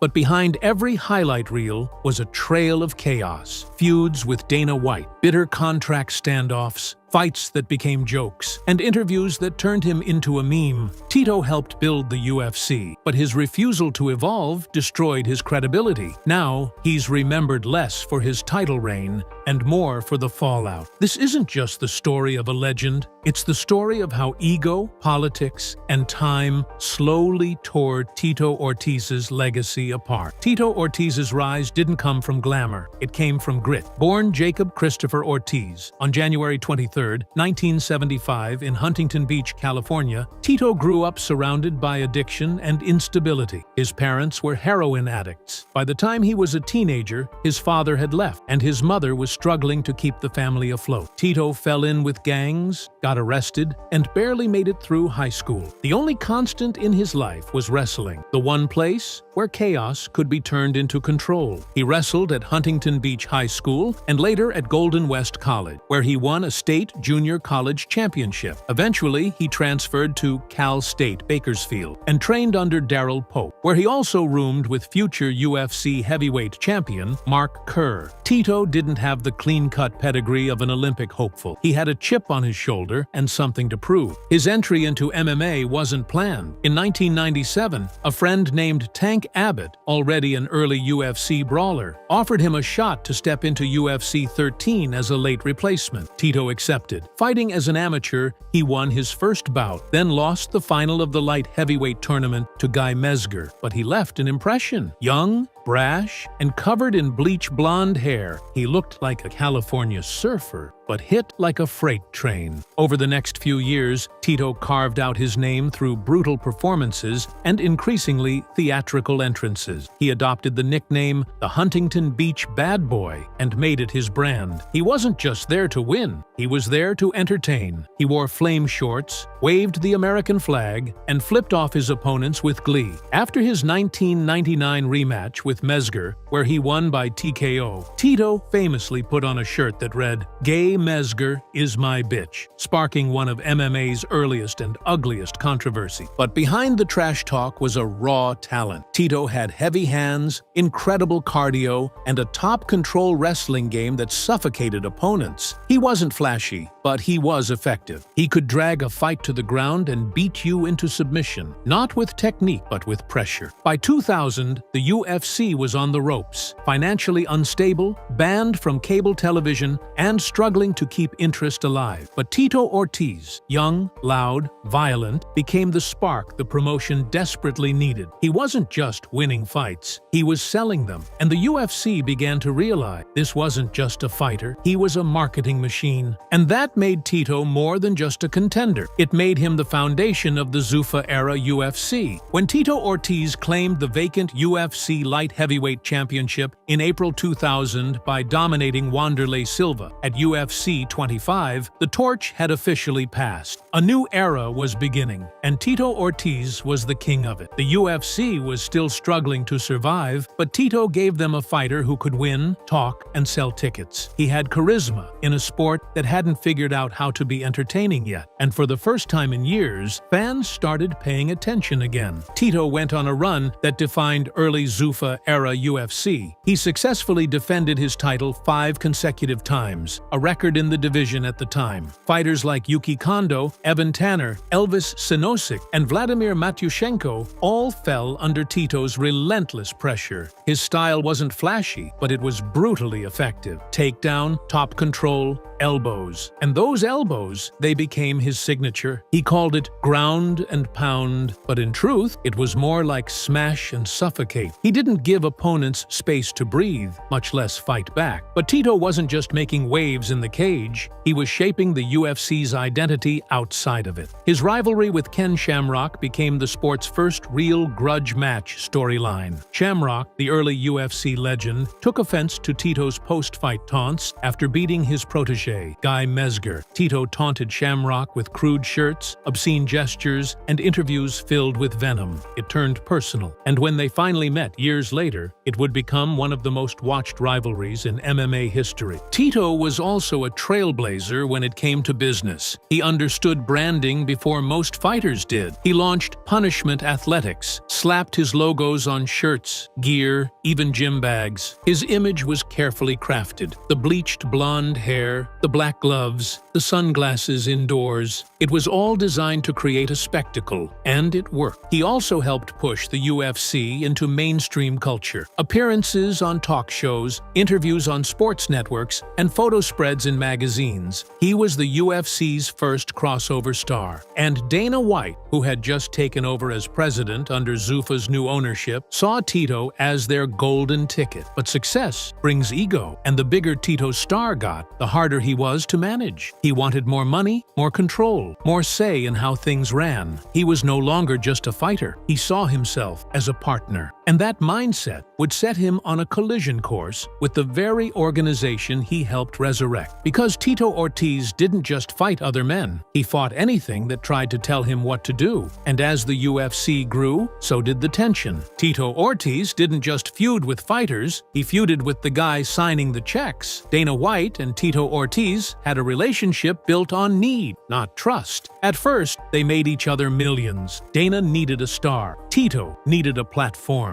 But the moment Tito realized how much power he had, the gloves came off. The problems started with money. Tito began demanding higher purses, refusing fights unless his conditions were met. He was one of the first UFC fighters to negotiate like a professional athlete, not a desperate brawler. He wanted points on pay-per-views, bigger appearance fees, and even control over how he was marketed. The UFC, still trying to recover financially, wasn't ready to play ball. And Dana White, a promoter who valued control over everything, saw Tito's demands as insubordination. The situation escalated quickly. Tito pulled out of fights, accused Dana of underpaying him, made jabs in interviews. Dana fired back, calling Tito a coward, a diva, and even a disgrace to the company. Things got so personal that Dana, a former amateur boxer, publicly challenged Tito to a real boxing match. They even promoted it, built a poster, booked a venue. Tito ultimately didn't show. Behind the scenes, the tension boiled over. Tito was stripped of promotional favors. The UFC started building new stars like Chuck Liddell and Randy Couture, fighters who played the game. Liddell, Tito's former training partner, openly accused Tito of ducking fights. Couture beat him and took his belt in 2003, exposing Tito's weaknesses and shifting the power dynamic in the company. Tito wasn't done, but he wasn't the golden boy anymore. Dana froze him out of title shots. He became a featured fighter, but not a favored one. The guy who once carried the UFC was now being quietly pushed aside. And what made it worse? Tito knew it. In interviews, his frustration showed. He saw the machine he helped build now elevating others, while using him as the bad guy. And instead of adapting, he doubled down. The rants got louder, the demands more ridiculous. The era of Tito Ortiz as the UFC's cornerstone was over, and what followed wasn't a graceful decline. It was a slow, painful fall, filled with desperation, denial, and drama. Just when it looked like Tito Ortiz was being phased out of the UFC's spotlight, the company handed him a gift, a grudge match so heated, so personal, that it reignited his relevance overnight. That gift was Ken Shamrock. The rivalry had started years earlier, when Tito taunted Shamrock after defeating his student, Guy Mezger. The infamous "Gay Mezger is my bitch" shirt triggered Ken, who jumped onto the cage, screaming at Tito and threatening revenge. The UFC, still a niche organization at the time, hadn't seen a rivalry so explosive, and they knew it had potential. By 2006, Ken was well past his prime, but the feud still burned hot. The UFC booked Ortiz versus Shamrock for UFC 61, and the marketing wrote itself: bad blood, trash talk, personal insult. It wasn't about rankings, it was about pride and pay-per-view numbers, and it worked. UFC 61 sold over 775,000 buys, shattering expectations. Tito won via first-round TKO, and fans wanted more. The UFC gave them 2 more fights, one on free TV, Ortiz versus Shamrock, 2 on Spike TV, drew a then-record 4.2 million viewers. Again, Tito won by TKO, and again, he celebrated with that same smug grin that had defined him years earlier. By the time they met for the 3rd time, the outcome was inevitable. Tito dominated, and the feud was buried. But in the process, Tito had done something extraordinary. He made himself relevant again. He leaned into the villain role, wore the black hat proudly, and became the fighter fans loved to hate. And the UFC, for all its backstage problems with Tito, couldn't deny that he was still box office. For a while, his star began to rise again. But while the Shamrock rivalry put him back in headlines, it didn't fix the real problem. Tito's body was breaking down. Behind the scenes, he was already suffering from spinal injuries, herniated discs, and nerve damage. Years of hard wrestling, weight cutting, and relentless ground and pound had taken a toll. He underwent surgery after surgery, trying to hold back the inevitable. But by the time he returned to fighting full-time, the sport had evolved. Fighters like Rashad Evans, Lyoto Machida, and John Jones brought footwork, unpredictability, and next-level athleticism that exposed Tito's old-school game. The Shamrock trilogy had been a boost, but it was also his last real moment at the top. And the downfall that followed wouldn't be immediate. It would be slow, public, and increasingly humiliating.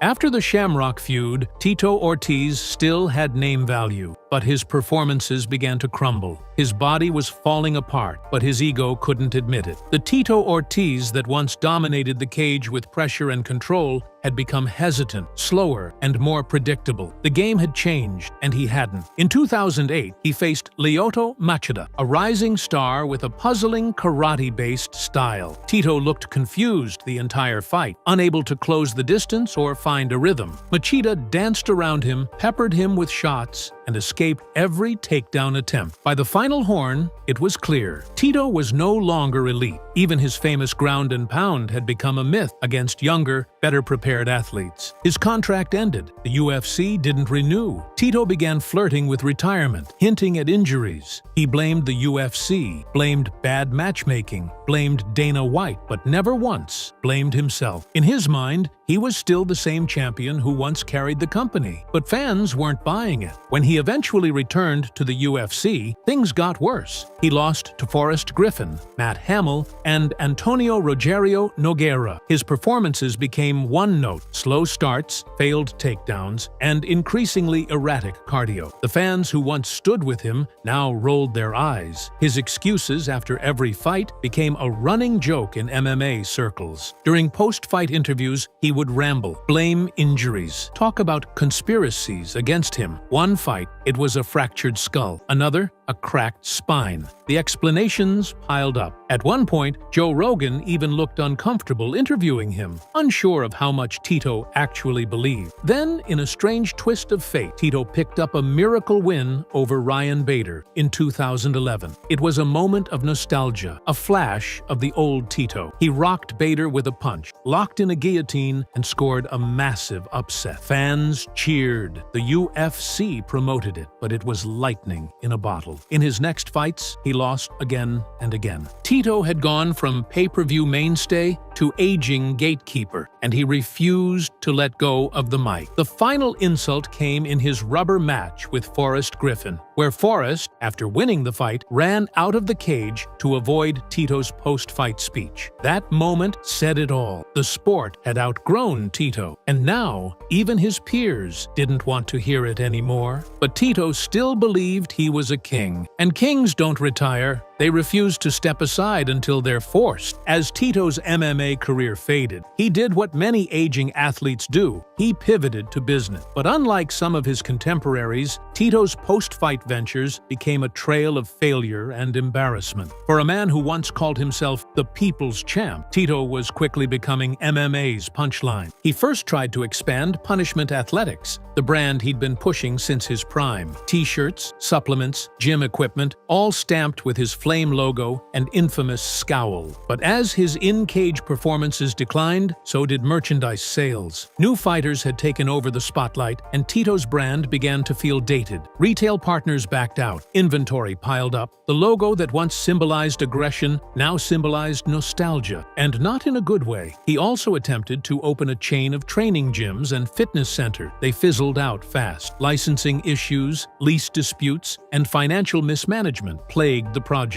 A few doors opened, fewer stayed open. Tito blamed partners, blamed lawyers, blamed the system. The same narrative, on repeat. Then came his brief stint in fighter management, where he represented up-and-coming talents. But conflicts of interest, late payments, and personal ego turned his roster into a ghost town. Even the fighters he tried to guide wanted nothing to do with the circus he brought. And that was before the politics. In 2020, Tito ran for, and was elected to, the Huntington Beach City Council. Supporters saw him as a local hero, but once in office, it became clear. Tito was in over his head. He missed meetings, refused to wear a mask during the pandemic, and constantly clashed with fellow council members. He spouted conspiracy theories about COVID-19, refused to follow basic decorum, and made the town a national headline for all the wrong reasons. In press conferences, his statements were barely coherent. He spoke in broken sentences, misunderstood basic city policies, and contradicted himself constantly. Clips of his speeches went viral, not because of what he said, but because of how he said it. Fans didn't know whether to laugh or cringe. Within months, Tito resigned, blamed a targeted political attack, called it a witch hunt. But the truth was clear. Tito Ortiz was great at being loud, but terrible at leading. He tried to rebrand, to reclaim control, but by this point, every move he made seemed to confirm the worst, that the Huntington Beach bad boy had become a relic from a past era, shouting into a microphone that no one had plugged in. Despite injuries, age, and the growing disconnect with modern MMA, Tito Ortiz couldn't walk away. Retirement never sat well with him. For a man whose identity had been built entirely on being the bad boy, the comeback itch never stopped. And when the UFC door closed, Tito simply walked through another. In 2014, he signed with Bellator MMA, a promotion eager to boost their numbers with aging UFC names. Tito headlined Bellator 120 against Alexander Shlemenko, a much smaller middleweight who moved up in weight. The fight was heavily criticized. It felt more like a marketing stunt than a legitimate contest. Tito won quickly by submission, but fans questioned how real it felt. Still, it gave him what he wanted: headlines, relevance, and the illusion that he was back. But the run didn't hold. He fought Stephan Bonner later that year in what turned into one of the most embarrassing promotional buildups in MMA history. Their face-offs were awkward. The trash talk felt forced, almost like two guys trying to play characters they no longer believed in. The fight itself was sloppy, slow, and hard to watch. Tito won a split decision, but it felt more like a nostalgia match than anything competitive. Then came the most baffling move of all. Tito Ortiz versus Chuck Liddell III, promoted by Oscar de la Hoya's Golden Boy MMA, a promotion that was so poorly managed it folded after one event. The fight was an obvious cash grab. Chuck, long retired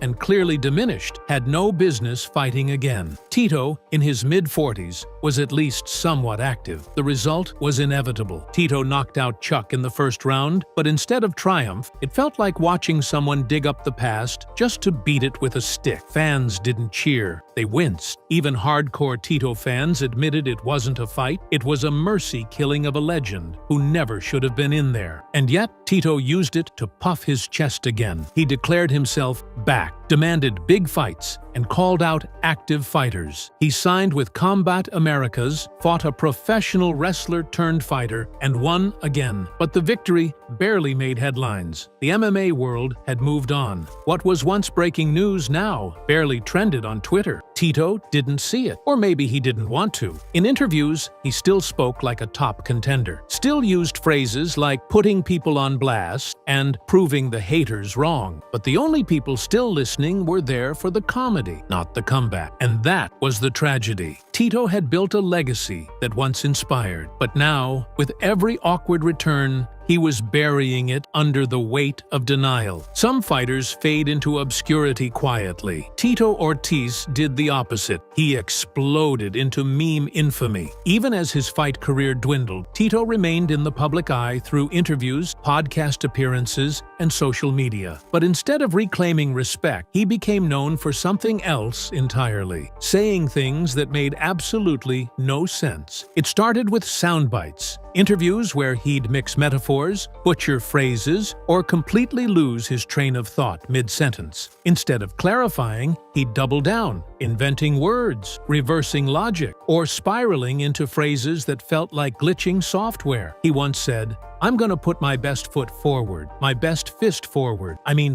My foot in my mouth," and trailed off. Another time, he warned opponents that he was as smart as a rock without irony. Clips went viral. MMA fans clipped his press conferences, interviews, and speeches, editing them into supercuts of confusion. He became a walking soundboard of accidental comedy. And when he was elected to city council in Huntington Beach, it only got worse. As a politician, he delivered speeches that were incoherent, self-contradictory, and often riddled with conspiracy theories. He argued that COVID-19 was a hoax, made baffling claims about mask mandates, and fought with reporters in public. At one point, he submitted for unemployment benefits while still earning a six-figure council salary, sparking an ethics investigation. Every attempt to clear his name only made things worse. He'd misstate facts, mispronounce common terms, and launch into chaotic rants. Local news stopped asking policy questions. Instead, they asked if he knew what he was talking about, and he rarely did. Even in MMA interviews, the old confidence now read as delusion. He would tell fans that he was smarter than people think, but then immediately follow it with a sentence so garbled it became meme fuel within minutes. Fighters mocked him. Commentators smirked when his name came up. He'd become a symbol, not of dominance, but of denial. And to make it worse, he didn't realize it. To Tito, the media was always out to get him. The laughter was jealousy. The jokes were disrespect, but in reality, it wasn't personal. It was tragic. A once great fighter had become a walking parody, and the man who once stood for rebellion now stood for ridicule. Tito Ortiz should have been a Hall of Fame centerpiece, a career-defining pillar of the UFC's rise from obscurity to empire. He wasn't just a fighter, he was the first breakout star, the man who headlined when the sport had no audience, who brought trash talk, drama, and character into a world that needed more than technique to survive. But legacy isn't built on what you do alone. It's built on how you leave it behind, and that's where Tito failed. When the UFC finally started honoring its pioneers, Tito's name was left out of the first wave. Dana White, still publicly sour about their long feud, rarely mentioned him. When asked about his contributions, White would brush past them or toss out a half-hearted acknowledgement buried under insults. "Yeah, Tito was important," he once said. He also thought he was the smartest guy in every room, which is laughable.